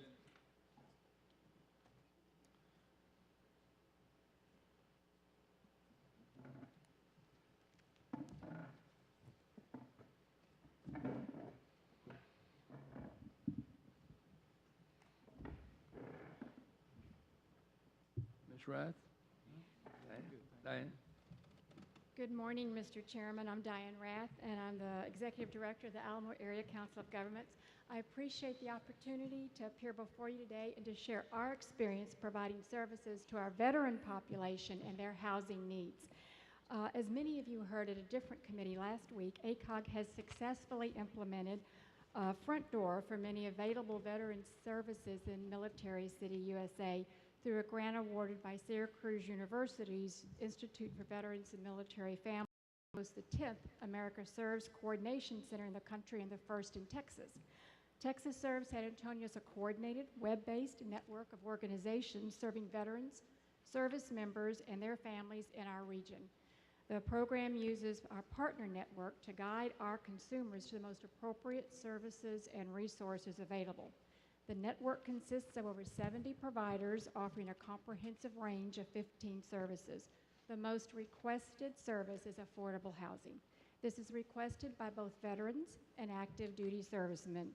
In 10 months, we've received 625 requests, 32% of the calls for this sector alone. Requests include assistance for late rental payments, mortgage loan information for veterans, affordable apartments, and information on homelessness. In San Antonio, the average rent without utilities for a two-bedroom apartment is $1,113, and that was in January of 18. That's a 14% increase from 2016. The median price of a home rose 18.4% from November of 2015 to November of 2017, and last month had increased another 6%. However, the base allowance for housing for our military only increased 1% last year. Meanwhile, Joint Base San Antonio housing is very limited, with occupancy rates about 97%. Within the Alamo region, 3 entities administer the HUD Veterans Affairs Supporting Housing Program. The program combines housing choice vouchers, rental assistance with case management, coordinated by the Department of VA Affairs. Currently, our region has 749 vouchers. The average age is 55. The majority are disabled. A third of the folks have children, with the average size being 2 children. We have 887 veterans on the Section 8 tenant-based voucher waiting list and 648 veterans on the public housing waiting lists. Some of the challenges our Texas Serves team observed include affordable rental units are limited throughout the entire region, but rural populations, I've not heard anyone discuss the difference between urban and rural areas today. Rural populations have significantly fewer options available, and the financing programs available for owner occupancy differ between urban and rural counties. And you've heard mentioned the lack of awareness by so many individuals. One measure is the housing status of our veterans, and I would share with you that the traditional method of obtaining that first home was using the VA loan program. The VA loan program was an option for middle class and lower class to get in the door, and now when only 1% population is serving in the military, that option is no longer available and really is making an impact on the option for financing for that first home. You have the rest of my testimony before you with descriptions of the unique areas faced by different parts of the state with military options: Del Rio, San Angelo, the Panhandle, and Deep East Texas. So I'm available for your questions. I do want to recognize both TVC and the Texas Military Preparedness Commission, for their loans are very helpful to different regions. So I look forward to any questions, and we're available to provide more information as necessary. I've got a quick. Senator Menendez. Thank you very much. Well, I just want to thank Diane, for you and your team for the hard work that you do. I mean, lots of times we like to use that label proudly Military City USA, but I feel that we must earn it, and your work is obviously helping us earn the support to our veterans community.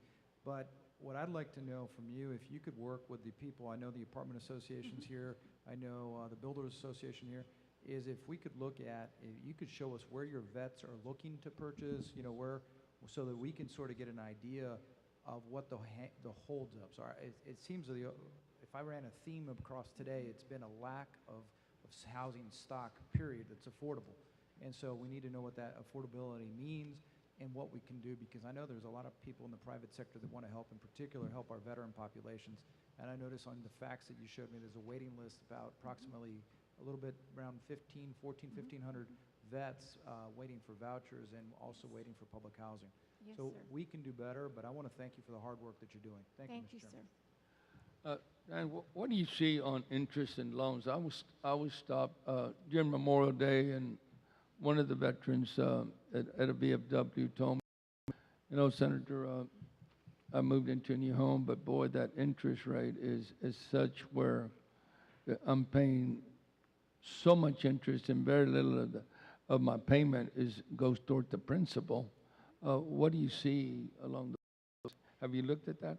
Sir, I think that's probably an example of people not taking advantage, aware of the options available. When you look at the program for home ownership through the General Land Office for our veterans, and also the VA loan, people forget about using the VA loan option, because that, in my around 3.2%. I have to tell you, we bought relocated and bought a different home 2 years ago. And at age 71, we used my husband's VA loan, and our loan was 3%. That's not the traditional way that people finance their homes, unless it's a first home for people that served 20 and 30 years ago. So I think a lot of folks aren't even aware of using the VA loan today. I think some mortgage, Okay. Mr. Chairman. I want to take a look. The problem is that a lot of mortgage Yes. brokers don't like to use the VA loan because it's cumbersome, and they don't make as much money on it. Correct. And so it's going to require agencies like yours to inform the consumer to say, I qualify for and I'd like to get a VA loan.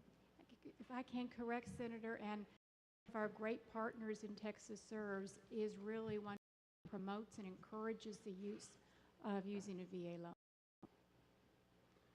If I could move fast. Senator Betancourt. Thank you, Mr. Chairman. And I'm struck by your testimony up front where you said that the median price of a home rose 18.4% from November 15 to November 17, and that your half a year increase, that's what you said, was 6%. Yes, So when you compound that in 2.5 years, 25.5% increase in median home values. That's a whopper. Yes, sir. We are very, very fortunate in my city to be a fast-growing, dynamic community. With that growth and with the influx of folks coming to our state and our community from out of state, it has driven the price up. Compound that with the increase of land price acquisition and all the information I heard earlier today, it is amazing how fast the homes have increased.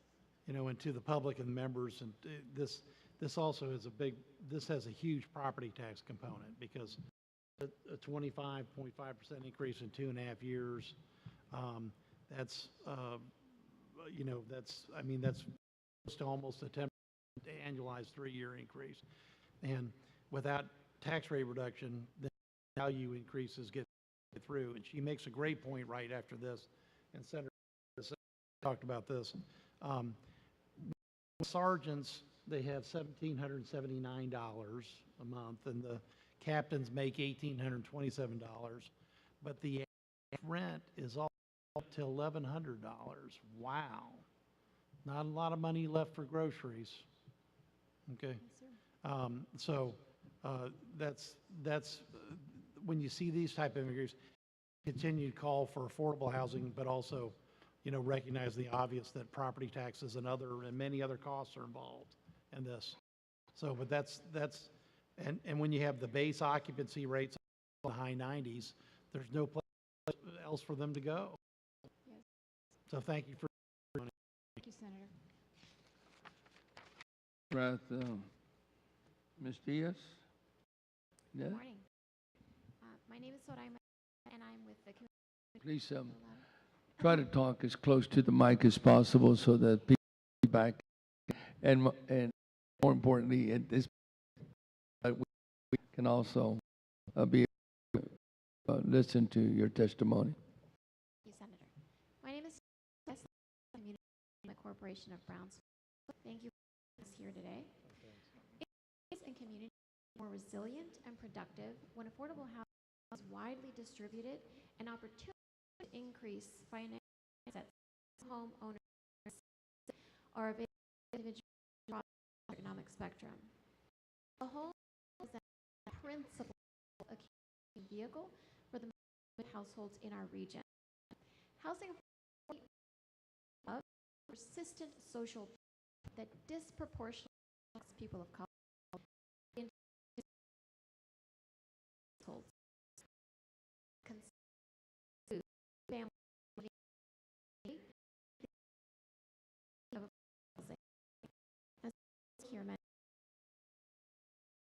Deficit affordable units under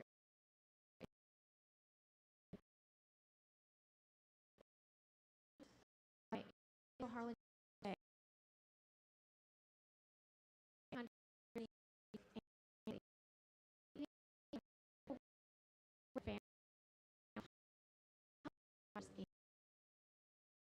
short of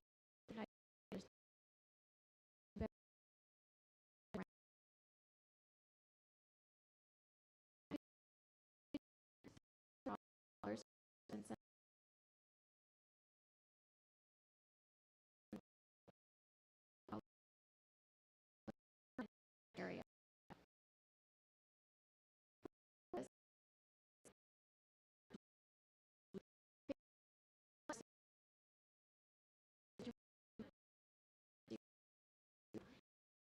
Working 30 the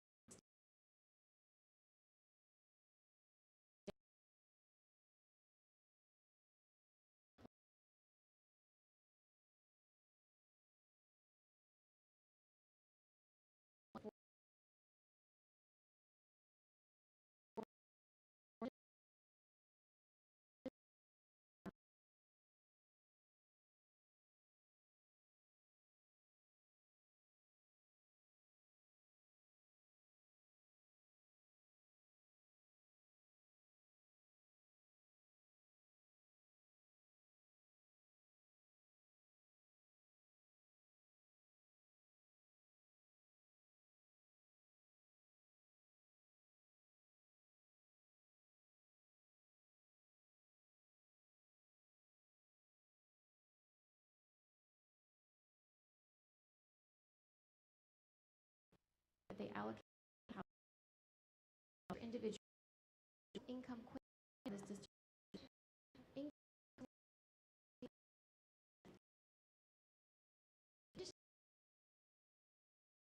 continue to increase. In 1973, the median square footage average home was a little over 1,500 square feet. In 2015, it was 2,500. Proportionally, there's an excess of higher priced homes available in the open market in comparison to smaller homes that are realistically available for the families that we serve. In addition to this, I just want to point out a few things about the families that we serve at CDCB and within this region. We know that they're often trapped in a cycle of chronic financial instability. The handout that I gave you covers about 8 factors that we have found consistently keep families trapped in this cycle. In addition to that, as many other panelists mentioned this morning, the disproportional impact of property taxes on the families that we serve, specifically in rural areas, continues to be a burden for them to enter into affordable housing, even when we've constructed financial products and mortgage servicing that understands the very specific credit needs of the families that we serve. Thank you very much. Okay. We'll go to Zermina? Mr. Do I have- Rhodes. Do I have the word? Just real fast. To expand on it, you said that the property tax issue has a, you were making a point about the, the long-term affordability. Go ahead. Yeah, so I think one of the things that we've encountered with the families that we serve, again, we're serving low-income working families within the MSA and then in the colonias all along the southernmost tip of Texas. One of the things that we see consistently is that they're disproportionately impacted by property taxes. And that property tax piece, just the tax and insurance, often renders them unable to make that primary payment in terms of affordability just because of that piece. So even when you have innovative, affordable home options and financing, still that burden of the property tax coupled with insurance renders it unaffordable. It's just one piece of the equation.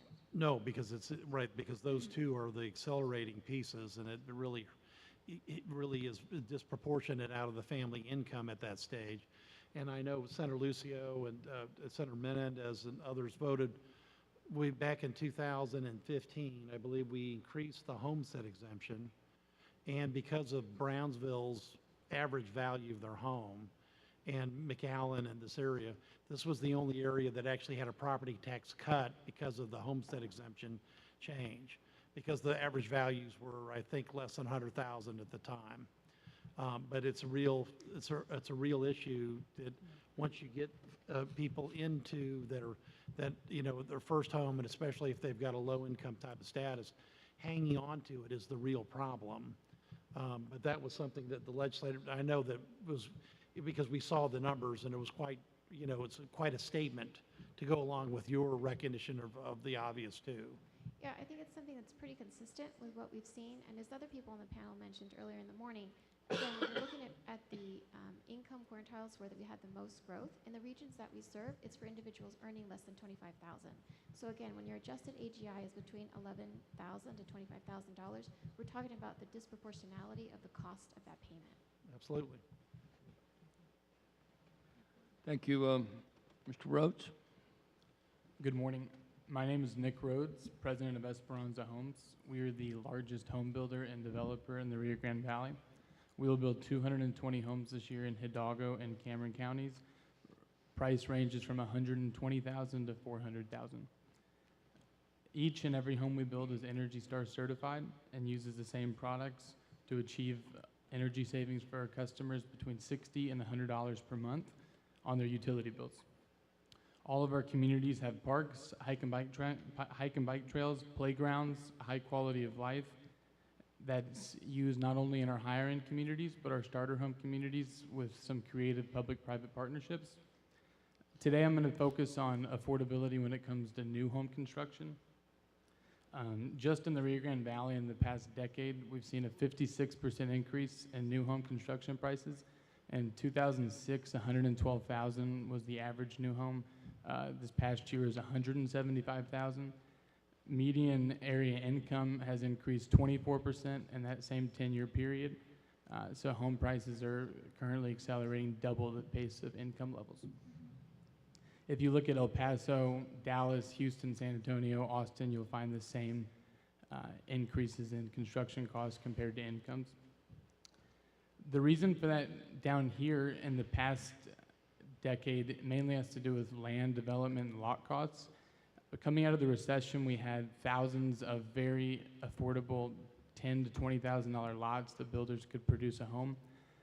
Those have pretty much run out, and the replacement cost of those lots is closer to $40,000 on the retail market, which leads you to home prices around $200,000. Mainly, developers can't get financing to build lots to replace, so we have a supply problem. It's driving up the price of what's available. In this county, we really have 4 or 5 developers building probably 90% of the lots in city limits. In just the past year, federal policies on tariffs and material and free trade hasn't even become enacted. And we've already seen a 25% increase in our lumber prices, 30% increase in our steel prices, 25% increase in our cabinet prices in just the last 6 months, which on a $150,000 house is $7,000 of cost, which gets passed on to the consumer at a margin. So you're looking at least $10,000 on a starter home, which is very substantial. My recommendation, I realize that's not up to you guys, but if you continue to lobby and fight to prevent that. Next, a big recommendation that we're able to build an energy efficient home for $120,000. We use the same products we do in a $400,000 house down here, as far as high efficient house wrap, spray foam, 16 SEER high efficient air conditioners. It really doesn't cost that much per foot when you scale it, yet our buyers get no advantage on the financing side of things. So when they go to buy a house for $150,000, we're saving them $75 a month on their energy bills. That's not being accounted for in their front-end ratio on their mortgage payment, which can be another $10,000 or $15,000, what they can actually afford by buying a new energy-efficient home. It's also not showing up on the appraisals of our homes. The appraiser looks at the area comps and the price per foot. They don't look at the products you're using in the home and what it's actually saving them on a energy efficient score level. So if there's a way to enact incentives for builders and customers that are buying these green homes, not only would you see a lot more higher efficient homes built, but the products will become cheaper. What we find is as the code gets stricter, it's not always a bad thing in the sense of the manufacturers now can scale these nicer products and deliver them for the same price as the lesser product from before. And we see that happening with spray foam, house wrap, all different kinds of materials that go in the homes. The third point on public-private partnerships, we've partnered with the City of Mission to build communities with hike and bike trails, tennis courts at no increase. They're all public at no increase to our buyers. We've partnered with the CDCB to build homes in Brownsville with ultra high-end amenities such as parks, trails, and the homes are going to start from the $120,000 range. As federal funds continue to erode for affordable housing, state and local government partnerships with private businesses can really help to accelerate quality of life for the low and moderate income families. Thank you. Open for any questions. Thank you very much, Mr. Rose. Just real fast, Mr. Chairman. Go over the Dr. Bencourt. $7,000 cost and the margin markup again. I understand the margin that gets you 30% roughly or more. So lumber's about 15% of the cost of a new home. It's up 25% in the last 6 months. So it's about $3,000 or $4,000. Steel is up in 30%, which on a regular home is about another $700-800. Cabinet pricing is made of wood we get from China. They put a tariff on the boxwood. It's another $1,000 a house. And obviously when I have a $7,000 direct cost, what's going to happen in the interim is I'm going to eat part of that, but over the next year, it's going to be passed on to the buyers at a margin, say 20%. So you're looking at $9,000 or $10,000. Okay. To the end user. Yeah, right. Because all of a sudden Yeah. Right. So I mean, Right. we could have the builders are going to eat it in the short term, but they're going to eventually pass that on. Right. Snap your fingers. You got another $9,000. Thank you. Nick Mitchell-Bennett. I was going to say good morning, good afternoon. My name is Nick Mitchell-Bennett. I'm the Executive Director of the Community Development Corporation of Brownsville, and we are one of the largest nonprofit producers of affordable housing, both rental and single-family home ownership in the state of Texas.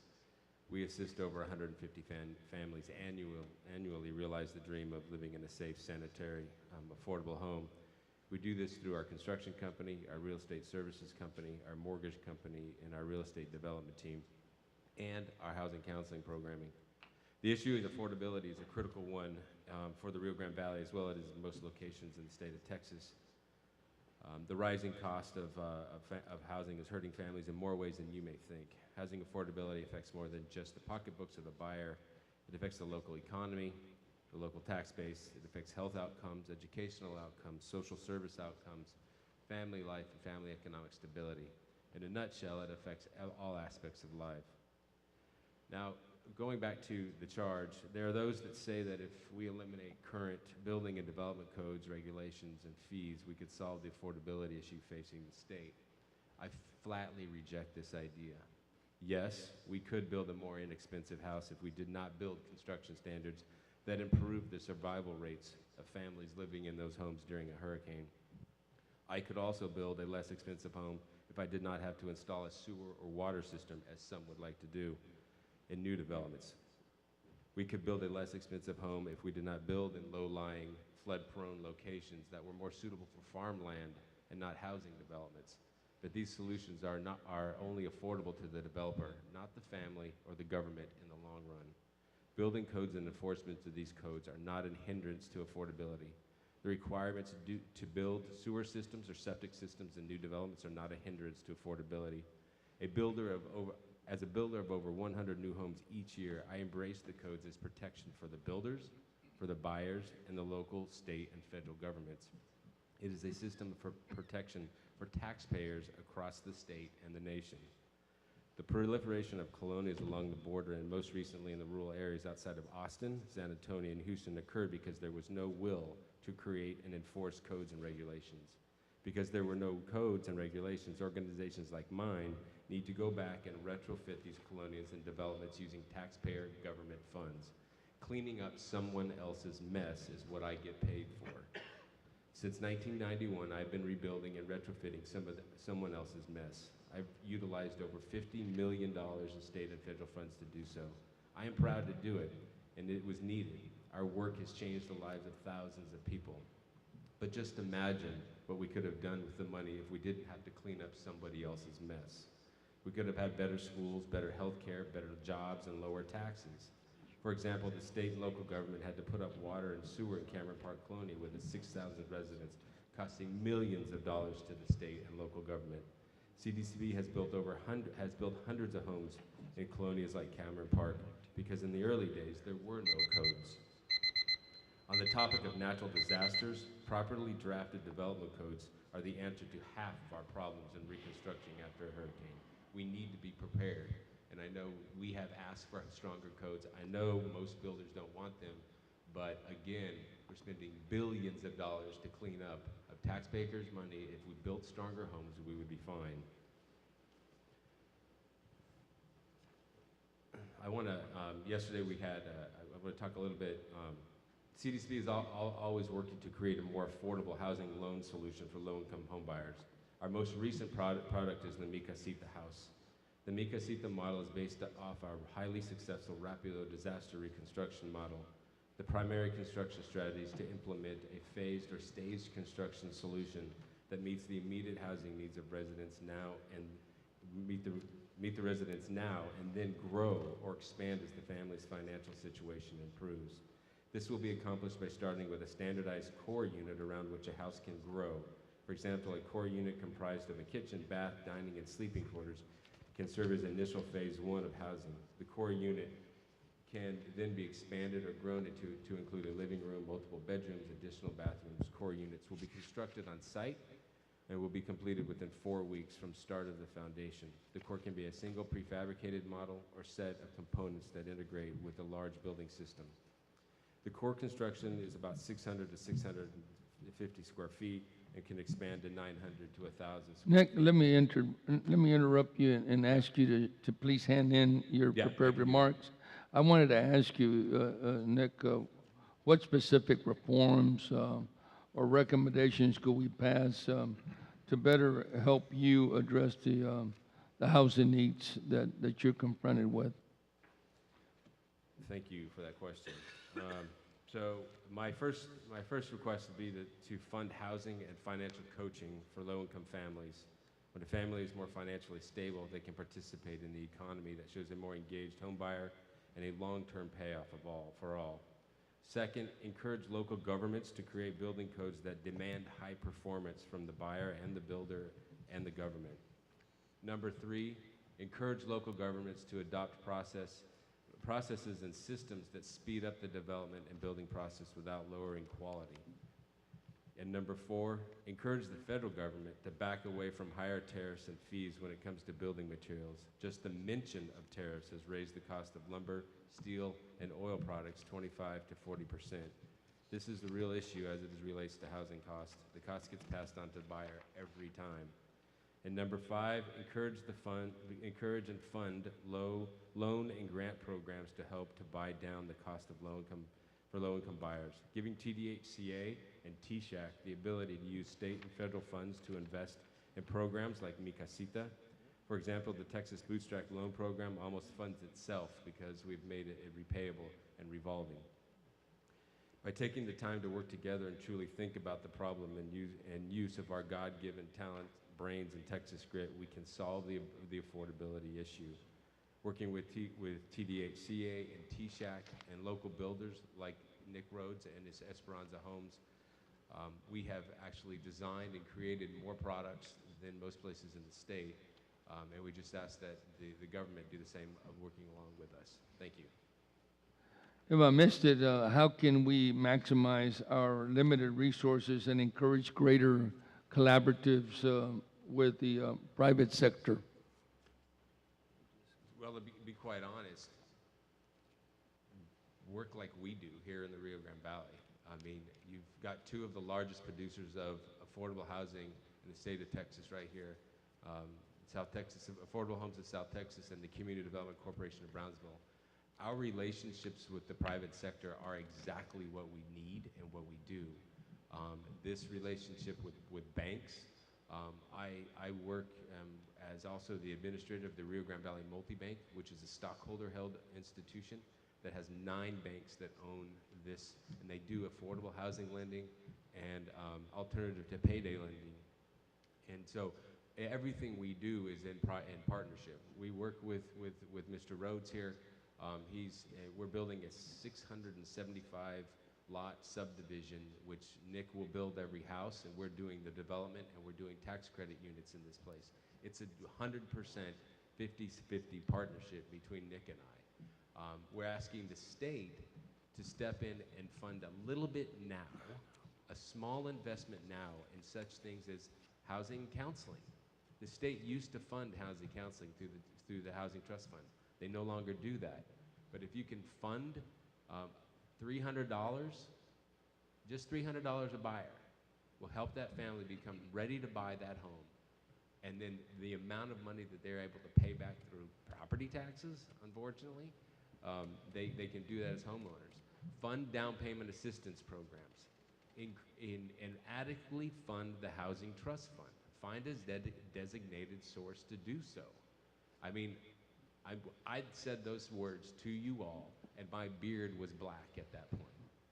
It's now white. I've been asking you all to fund it adequately every single year, and I will continue to do so. The Housing Trust Fund is inadequately funded. The city of Los Angeles, the city, funds their Housing Trust Fund at about $100 million a year. Texas, 6 every 2 years. So, you know, sorry if I sound like a broken record and I sound disrespectful, but sometimes there's a little disrespect coming the other way. We need the money we need. You want to solve affordability in this state? A little bit of investment now will blow this thing out of the water. You know, we can be, I mean, we're Texas, for God's sake. Let's do it right. Well, I share your frustrations. You know I do, and compared to other parts of the state and country, municipalities, it's just minuscule, to say the least. It's just, it's a shame. And quite frankly, based on the budget, the amount of money we work with in this state for the biennium is just next to nothing, very, very little. So I hope that we can push to get more funding into that particular fund. I would be remiss, Diane, if I didn't thank you publicly for working with my staff. It's amazing, you know, the type of leadership you're providing, especially for our vets and helping our vets. That's something that extremely dear to my heart. As we went through Memorial Day, I had an opportunity to visit with many of them as I travel through the valley in Memorial Day services. And housing is one of the obviously big issues for them. And so I want to thank you publicly for that and thank the panel for the work that you're doing.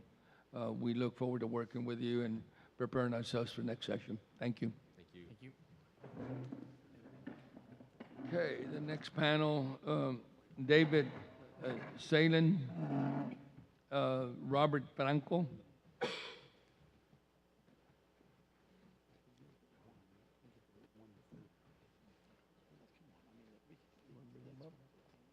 Also, let's go ahead and bring up Kyle Jackson.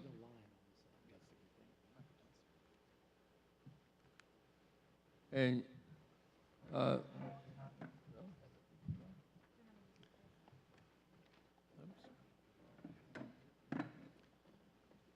the food?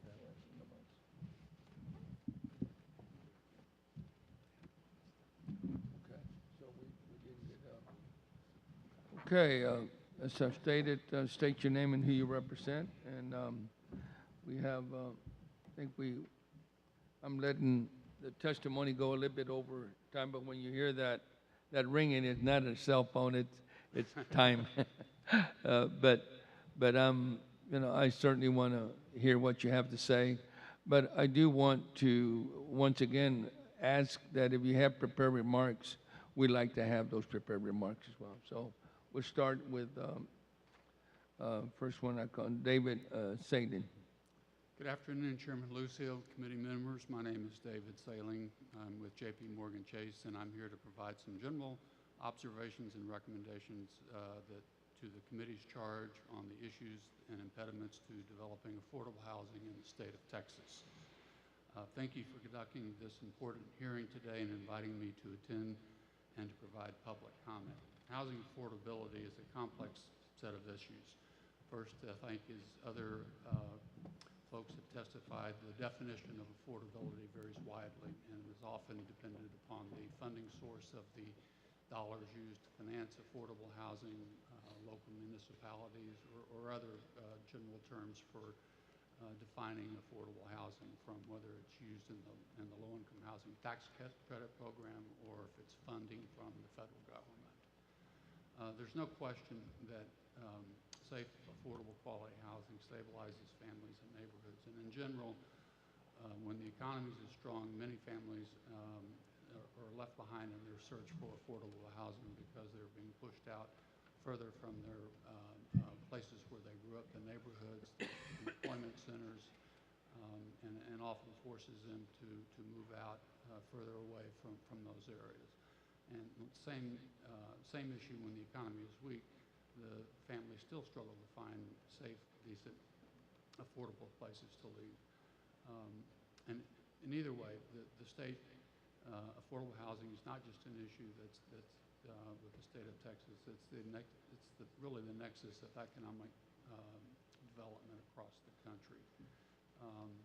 And on a more broad spectrum, J.P. Morgan Chase funded a study, and I did not provide this in paper form. I provided a link to the website where you can download this report.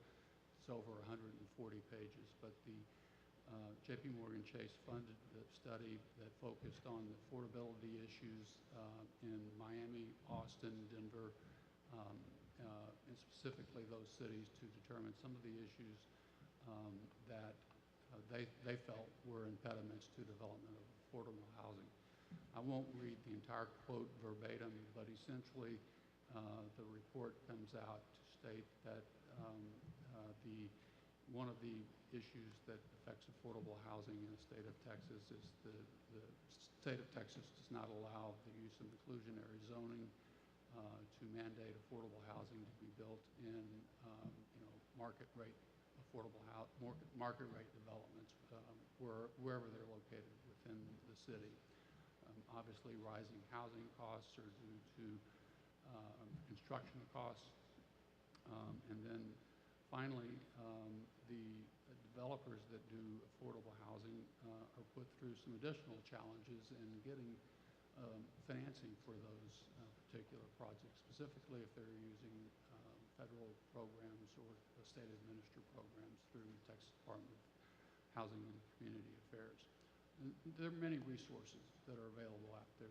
They're often very difficult to obtain through TDHCA, through municipalities. There are various sources, including the low-income housing tax credit, tax-exempt bond financing, and I'll follow up on that with an additional comment in a minute. And then also municipalities have various funding sources available through the federal government, including community development, block grant funds, home funds, and housing trust fund that was mentioned earlier. So I would like to say that affordable housing is strong and vibrant right now, and it is because the communities at large are growing, and affordable housing just can't keep up with the pace.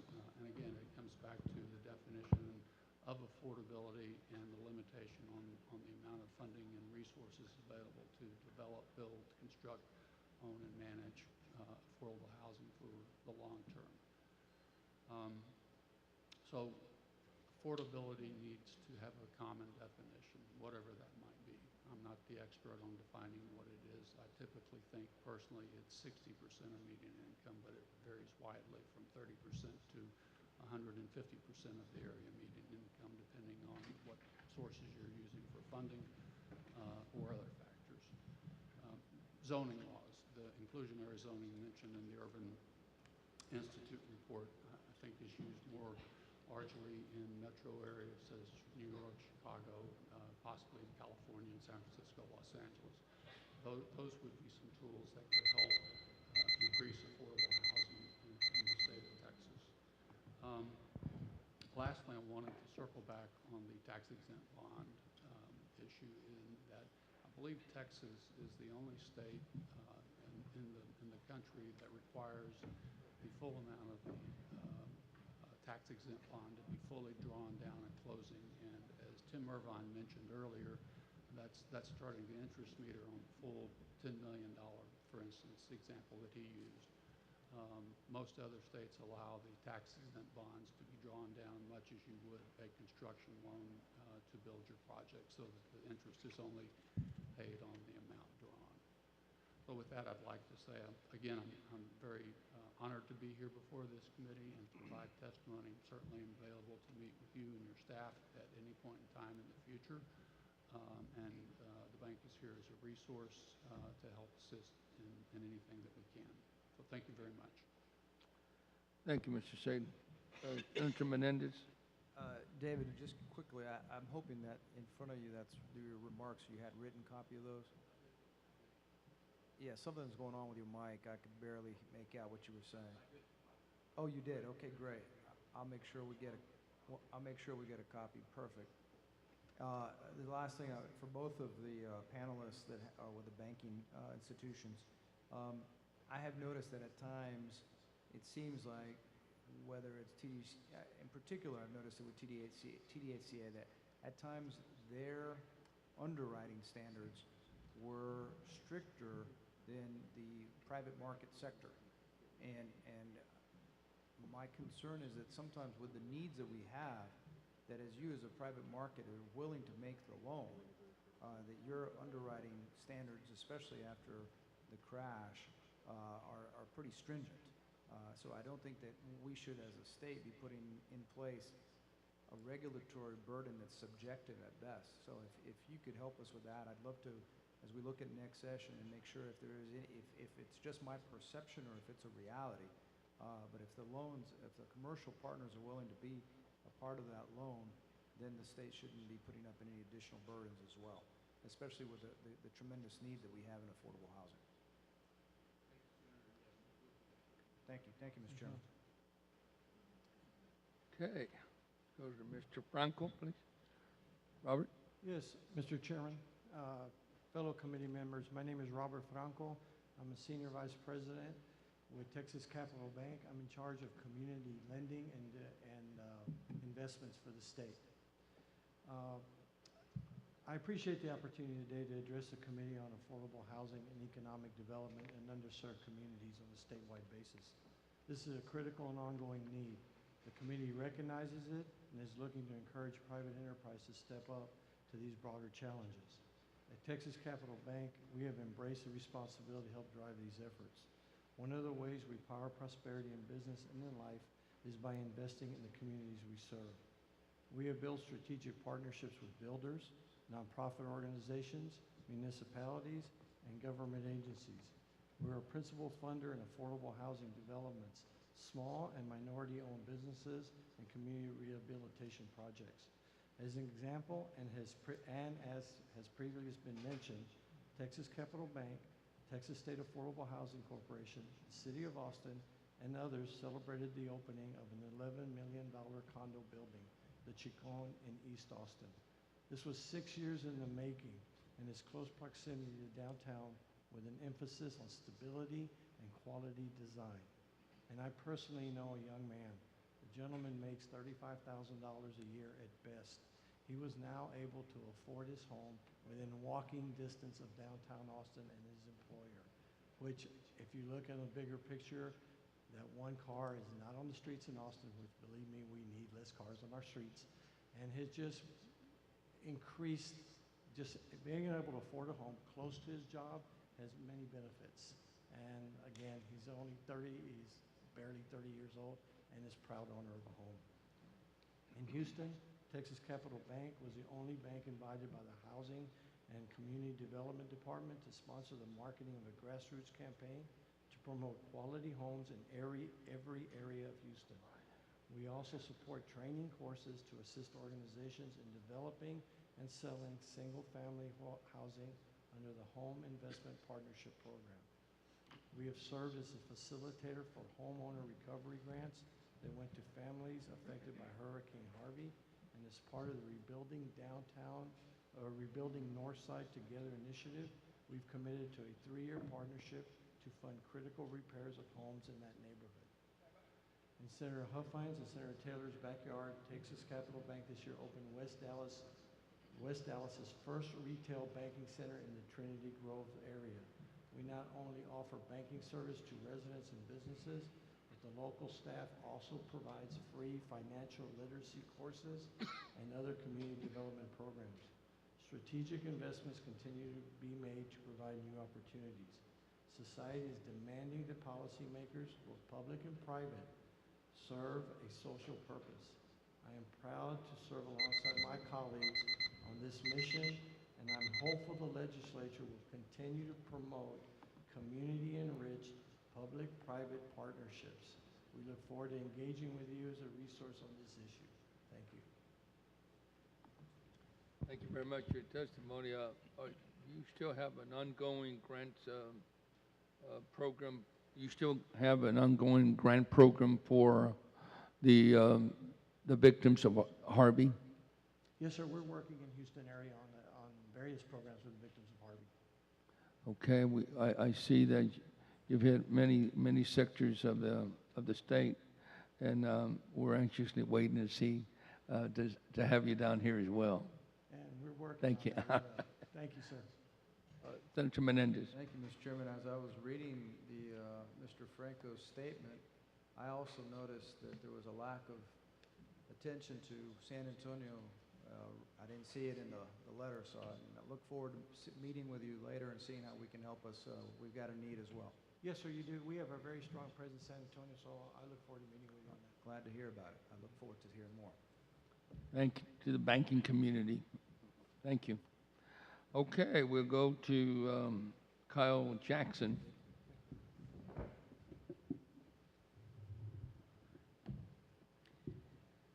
Thank you, Mr. Chairman, committee members. My name is Kyle Jackson. I'm Director of Government Affairs for the Texas Apartment Association. I appreciate y'all having us here today. TAA represents about 11,000 members, which own or operate over 2 million rental housing units across the state, ranging from owners of one single rental house to the largest property management companies in the country. In recent years, our members have noticed many upticks in city fees and ordinances across the state, particularly in areas of inspections, permits, and services.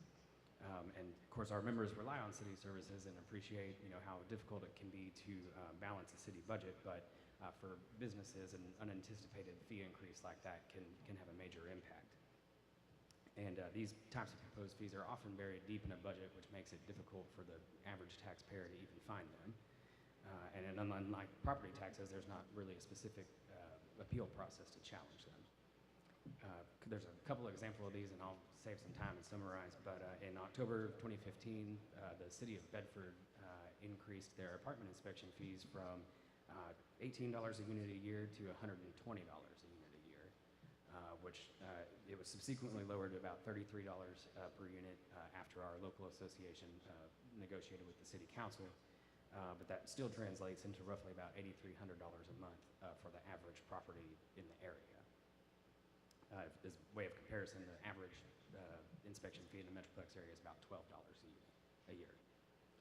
We've also noticed many new or increased street improvement fees, ranging from $250 a unit a month in Harlingen, just down the road, to about $6 a month proposed in Abilene. And of course, rental property owners would be glad to contribute to the community and improve the safety of the streets and of the residents' homes. But keeping the costs levied for those, at a reasonable amount will ensure that the costs passed on don't get excessive. We've provided the committee with a copy of our Dallas affiliates 2018 fee survey, which shows y'all just many of the fees that the cities in their area assess against property owners. And of course, it's nearly impossible to monitor all fee ordinances and budget processes, but we do believe that having more upfront notification of these increases would go a long way in increasing the transparency of the budget processes. TAA supported legislation last session that would have increased the transparency of these city budgeting processes by requiring that any new or increased fees be included on the budget's cover page and creating an email notification system that citizens could sign up for when there were newer proposed fee increases.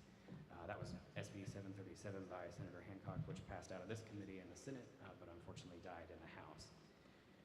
But it just reiterates the fact that opportunities to address these fee increases ahead of their passage would provide businesses a chance to discuss the cost of city services and the specific fees proposed to fund them. Keeping those, again, at reasonable levels ensures the expenses that get passed on to residents are reasonable and a fair approximation of the services provided. Just quickly kind of echo the conversation that Senator Betancourt and Scott Norman had earlier. The cost of development, of course, has increased greatly across the state, and as y'all mentioned, there was the PolitiFact article recently that noted the fees assessed for property development in Austin were 8 to 10 times higher than Dallas. And of course, as you know, any area that experiences the higher cost of development will in turn experience a higher cost of living. So Kyle, just make that example really did happen. That's the documented difference between the two? Yes, sir. Okay.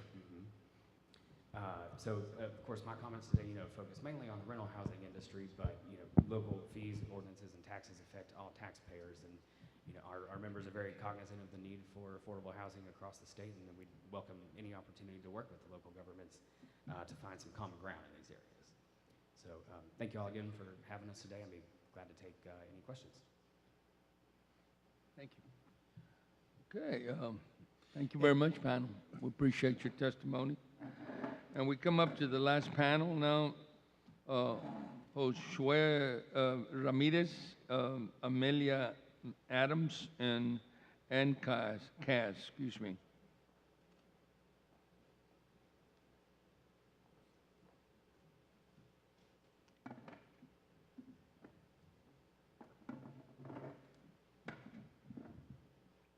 Welcome, panelists. And as the saying goes, we save the best for the last. It's all been very good today. Best for the last, right? It's all been very, very good. Let's start with Josué Ramirez. State your name and who you represent. Hi, my name is Josué Ramirez. I'm here with Texas Housers, and I'm actually going to pass the microphone to Amelia, who is going to speak before me. Thank you, Chairman Lucio and Senators, for the opportunity to testify here today about affordable housing and regulatory issues. My name is Amelia Adams, and I'm a community planner with the nonprofit organization Texas Housers.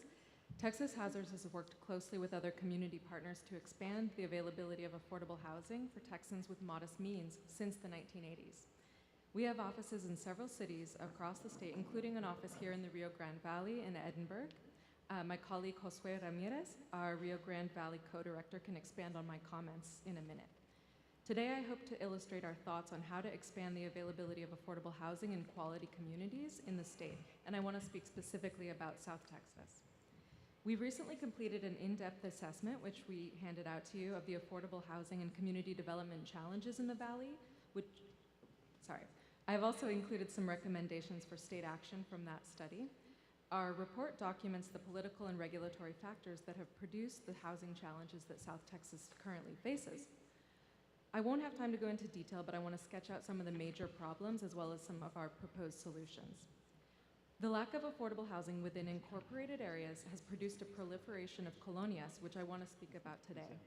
While it's important to minimize unnecessary regulation, it's also important to recognize that the historically unregulated approach to development in low-income communities in South Texas has produced disastrous results for both low-income families who are consigned to live in dangerous and substandard conditions, and also for the region as a whole, which is saddled with the economic and social consequences of sprawling substandard subdivisions, as Mr. Mitchell-Bennett spoke to.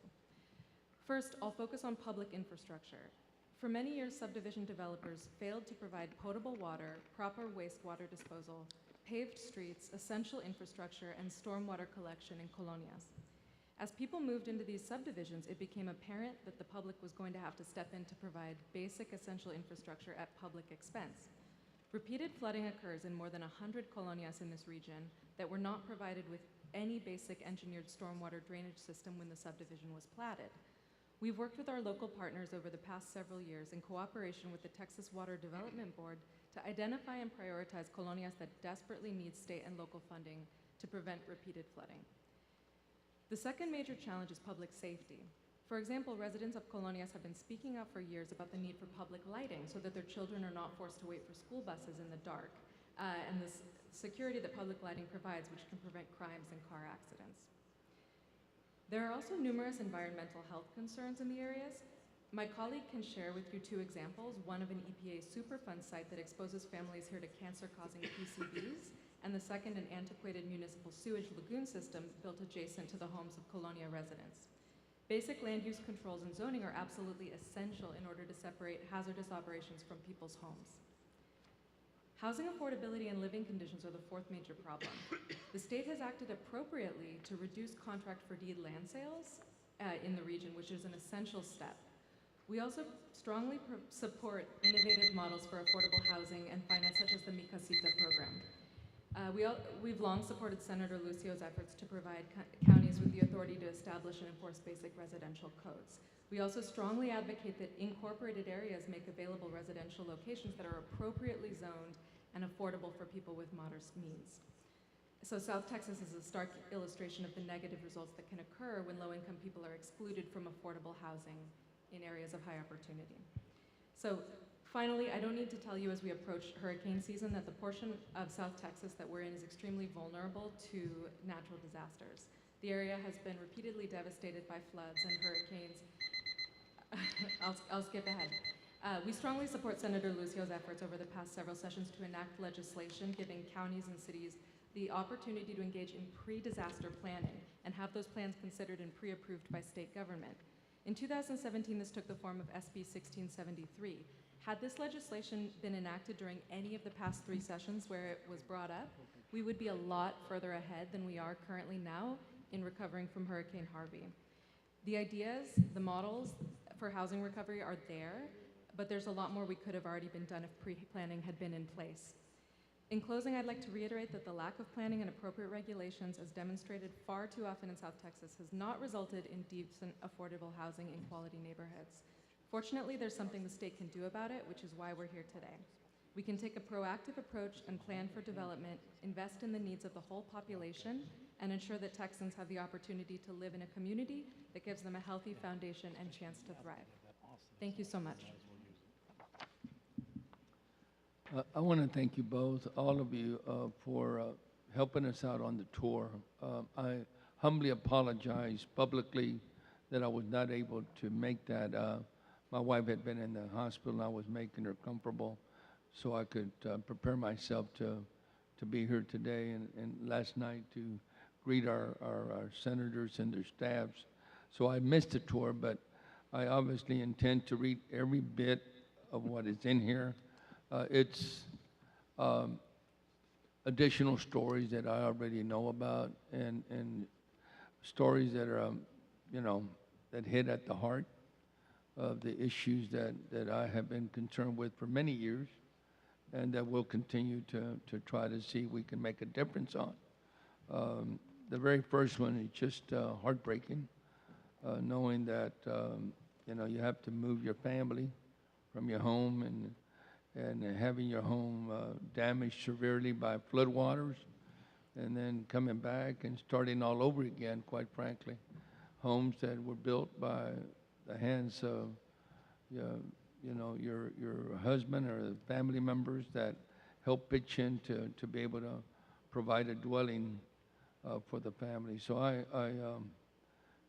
this is something that is extremely important to me and to many members that I serve with, and we certainly will be once again trying our best in a short 140 days to address the issues that need to be addressed head on. So thank you for your testimony and your work, your help.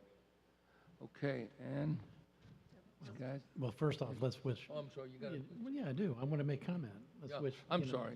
let's Senator wish- Betancourt.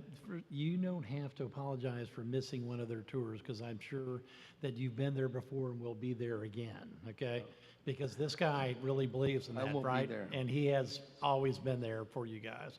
So, and let's God bless Mrs. Lucio on a safe recovery because that's the key thing. Sorry I couldn't make it there either, but I had less significant problems in Houston. It's just so much that still we have to do, and we want people that are decision makers to understand that they have a responsibility morally to look at what we can do to make a difference in the lives of so many that are less fortunate, much less fortunate than we are. And of course, we grew up with housing issues. I don't have to tell you, being one of 12 in a family, we didn't live in the high price area of town. So this is an issue that's very dear to many hearts, and I'm thankful that I work with people who care and that will make a difference. So Well, I'm a big fan of the Rapido modular type of concept because that's the way to do a lot of things quickly. And my dad actually practiced that because he was so, should I say, sick and tired of living with his sisters and his family that he built his own little Rapido porch onto the family at age 13. So when you're motivated, good things can happen, and you look like you all are very motivated. Thank you for your testimony. there's many wonderful stories of survival, but you know, again, I think we can all do it together. This is one state and one family, and we need to make sure that every member of the family has a place at the table and that we listen carefully to the needs of our family members around the state of Texas. Yeah, thank you, Senator Lucio and IGR committee for staying here and listening to our concerns. Just to, I guess, reiterate some of the points that have been made previously, I know, and to give a little bit of input about that. A lot of the folks who have been here have been talking about how deregulation will increase housing affordability, and what we've seen and what my partners have spoken on and what some of the panel members here will discuss is that that hasn't necessarily been the case in the Rio Grande Valley. And while regulations do lead to higher costs for homes, we know that residents end up paying these costs in the long run when those securities and those regulations are not in place. And we've seen it through flooding of the homes. We've seen it through not having access to services that many people consider basic. And so thinking about less regulation as the solution for housing affordability, I think is not necessarily the only way to think about it. I think it could be part of it, but there are other things that need to be considered for affordability in places of opportunity to really be there. And some of the things that have been presented previously are definitely solutions to that, but I don't think that deregulation is the only solution for that. I think that in Hidalgo County, for example, the small amount of authority that the county has to regulate land use, we've seen how they've been working with the community, with advocates, with the developers, to come up with regulations that are better for the community and that protect the living conditions of the neighborhoods in the unincorporated county. And we're seeing increases in the regulations that they're putting on themselves because they know that the standards that were made 10 years ago aren't protecting us now. And so thinking that deregulation is a way to solve affordability, we've seen here and we're going through in Hidalgo County how that's not really the case. And so we also want to point out that deregulation in terms of where housing is found is really important.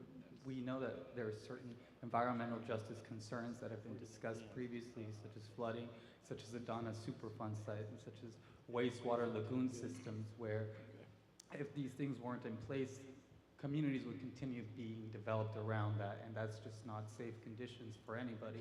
And so thinking about stronger regulations that really reflect the needs of the community is what we should be pushing for. And I think in Hidalgo County, in the unincorporated county, we see a great example of how different stakeholders are coming together and evaluating that and coming to a conclusion of what's best for everybody. And so that's just something that I would like to solve, but I also would like to support the increased financing or increased funds for financial literacy, because that's a great part of building responsible homeowners. Thank you. No, thank you. Thank you very much. State your name and who you represent for the record so they'll know who was talking. No problem. My name is Josue Ramirez, and I'm with the Texas Housers. Thank you so much. Okay, we go to Ann Castell. Good afternoon, and thank you, Senator Lucio and the committee.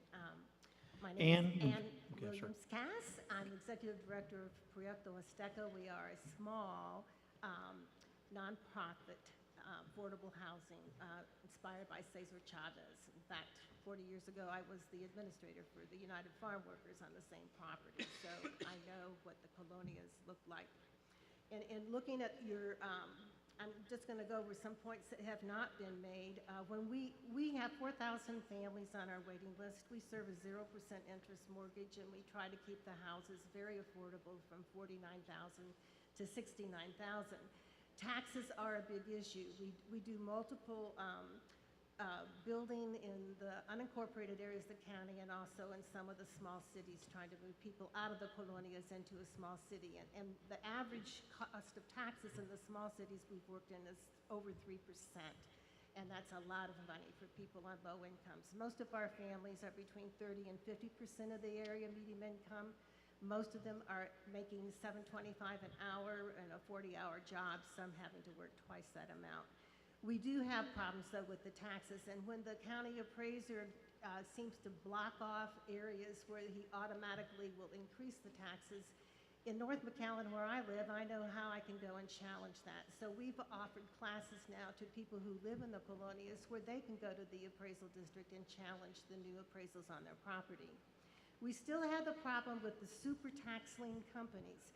In fact, with the Hurricane Dolly recovery, we lost a lot of those homes because of these super tax lien companies that come down. We brought that to the legislature about 4 years ago. They are required now to say you can work out a tax program with your local county tax assessor, but they're still foreclosing on homes because of the super tax lien. Home insurance also, I know Senator Hinojosa tried to fix this one after the hailstorm of 2012. We had these predatory adjusters and attorneys who came down here, and it cost billions of dollars. Some of our home insurance companies, in fact, left the valley, but for those who stayed, we saw an increase in 300% on home insurance. So for our families who might pay $300 a year of insurance on a $60,000 home, their home insurance went up to $900 a year. Fortunately, I also chair the Equal Voice housing working group in Affordable Homes of South Texas is part of that, and they were able to develop a new insurance company called Hope Insurance, which has been very successful in getting us lower premiums. We have a problem with water supply companies here also, which affects the cost of housing. A lot of the water supply companies, because of the mishandling of their own funds, charge like up to $3,000 for water meters. Not only that, we find out from Texas Rural Legal Aid attorneys that for migrant workers that are gone 6 months out of the year, after the meter is turned off for 60 days, a lot of the water supply corporations are charging another $3,000 to hook back up, and that has to be taken care of. Lots are increasing. Half-acre lots where they were running $10,000 to $15,000 are now running $30,000 to $40,000 for a half-acre lot. We're very grateful to Hidalgo County, Urban County, especially Steve De La Garza, Michelle Mendoza, under the direction of Deanna Serna. And Steve himself worked with Yvette Valderas with the CDBG department of the city of McAllen on fair housing. And we look pretty good. That report, it's just a draft, it's on the county website. But when we discussed and had arguments among ourselves, the problem we found is that it is lack of good wages. If you want to help really with affordable housing, get the state of Texas to increase the minimum wage. That has to be done. And we need to also have you invest in transportation. We know for a fact that lack of rural transportation is an impediment to accessing health care, to community services, also to good jobs. So we need you to please invest in the COGS rural transportation so we can get people to better jobs. We need our economic development corporations, instead of selling us cheap, they need to invest in housing and in transportation. And we're very grateful to our county commissioner, Joseph Palacios, who's working with us. It's a very interesting project. We're trying to, along with Steve Patridge with the McAllen Economic Development Corporation, we're trying to bring economic development to the rural areas. If we can't get transportation to get people to a good job, then let's bring the jobs to them. So we're looking at putting in a small manufacturing company within walking distance of 4 colonias, and we want them to invest in the housing and also in health insurance and to pay a decent wage of around $13 an hour. So good wages, that's the best thing I think that you can do to help affordable housing. It will help with our schools and help with and invest in our transportation. And I think most everything else has been mentioned, and I appreciate the work that you do and hope that we can see some changes this next session. Thanks, Ann. Good wages helps everybody. Yes. Okay, that's right. Thank you all very much. I wanted to ask a question of all of you in the panel, if you know the answer, or maybe I can find out. But it would be interesting. I say interesting. I would like to know, or be made aware of, how many homes in our Colonia system here in the valley are being supplied with water from the water supply corporations. Most all of the colonias and the unincorporated areas of the county, that's their source of water, is a water supply corporation. They would probably have, I would have to call them in, but there's not a central place that I could call and ask for that. We would have to. The Council of Governments does have that information. Put a questionnaire out. Okay. Yes. All right. Thank you very much. I also want to mention, too, that we're grateful to the Drainage Department for Hidalgo County, like Josue was talking about.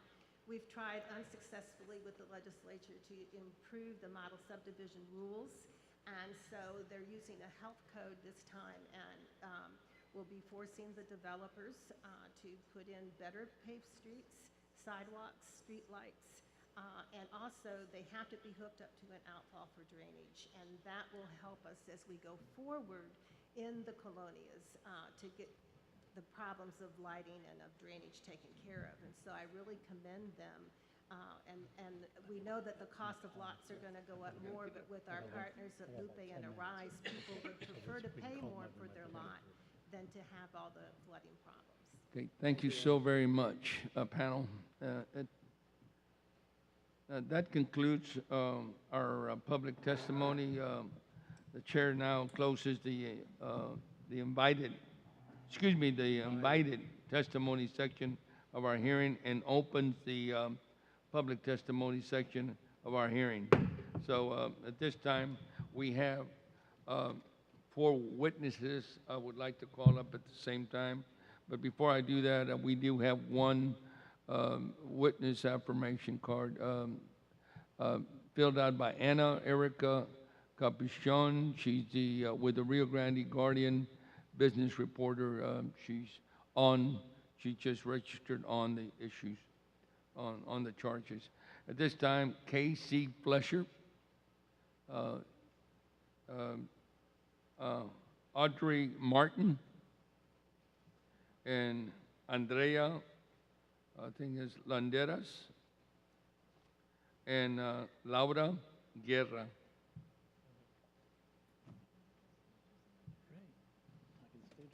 Welcome, ladies. Please state your name and who you represent. Either one of you can go first. Buenos días, mi nombre es Andrea Landeros y soy residente del Condado de Hidalgo. Y, her name is Andrea. I will be translating after she says everything in Spanish. Tell them to bring Okay. a second mic. Thank so you. they can talk side by side. We'll get both of those mics so you can learn. Very good. Everybody has their mic. Gracias. Gracias. Real good.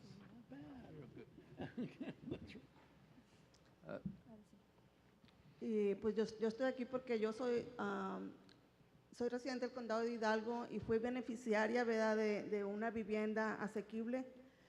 Proyecto Azteca a mí me brindó la oportunidad de tener una vivienda digna para mí, para mi familia, y esto mejoró mi calidad de vida y me dio una pues mejor vida, y estoy aquí para pedirles su apoyo para que organizaciones como no lucrativas como Habitat for Humanity, Azteca y Mi Casita puedan seguir bendiciendo a familias de mi comunidad y de todas las familias aquí en gran necesidad en el Valle de Río Grande. I'll ask the translator to state your name as well for the record so we'll know who's translating. And hers too. Of course. Good afternoon. My name is Laura Guerra. I will be translating for Andrea. Good afternoon, Senator Lucio and members of the community. I am resident of Hidalgo County, and I have benefited from affordable housing from Proyecto Azteca, who gave me the opportunity to obtain a house with dignity, improving the quality of my life and also the lives of my family. I'm here to ask for your support so that other organizations, not profits, organizations such as Habitat for Humanity, Proyecto Azteca, and programs from CDBG, from like Mi Casita, can continue protecting and blessing and giving a better quality of life to the families of residents in the Rio Grande Valley where we have a high need. That's it. Thank you. Okay. Great. Okay, great. Okay, now my turn, right? Good afternoon, Chairman and Chairman Senator Lucio and community. My name is Laura Guerra, and I'm here representing Arise, where we serve colonias in the rural areas of Alamo and Dona in unincorporated areas. Based on what I have observed and listened and experienced with our leaders, I'd like to make a couple of recommendations. I believe it's been very reiterated that the lack of regulations is not the answer to affordable housing. So, especially because we've seen how families are more vulnerable, having vulnerable to floodings with the lack of adequate drainage and other health hazards that have followed with the lack of strict regulations in subdivisions. Families also don't feel safe without street lights, to just be able to, I think before they said, have their kids wait for the bus in darkness and just play outside after 6 p.m. or 7 p.m. It's a cost that they're not paying financially, but it's something that is costing them and it's affecting their everyday lives. We support regulations that allow the county to keep some authority to make sure that the development is safe and that the development of future subdivisions such as the model subdivisions, which are in the process of being amended, can continue assuring this. And we just want to make sure that housing is not only affordable, but it's also there's quality to the affordable housing. Thank you. Quiero darles mis más sinceras gracias por la ayuda que los dieron para el tour. We want to thank you for your help. I would like to obviously hear more about what you all have to say. I would ask you to write me a letter or just a series of recommendations you feel we can work on the committee between now and the end of the year as we prepare ourselves for the next session. Right now, there's some people that need to catch some planes, so we're going to end the testimony at this time. And I want to thank you. Queremos darles las gracias por estar con nosotros. Gracias. Muchas Thank gracias. you. Thank you very much. Okay. Is there anyone else here today that'd like to testify on the committee charges? If not, the chair now closes public testimony section of our hearing. Members, this was a very productive hearing. Again, I want to thank you and everyone who participated for traveling to South Texas to be part of today's proceedings. I would also like to thank the Rio Grande Valley for welcoming us, welcoming my colleagues and the staff that were here today. Especially, I want to thank the city of Pharr for hosting us. Members, our staff will reach out to you to schedule our next hearing. I wish everyone a good and safe travel back to their homes. If there's no other business to come before the committee, Vice Chairman Pablo Betancourt at this time moves that the Committee on Intergovernmental Relations stand in recess subject to the call of the chair. No objection, so ordered.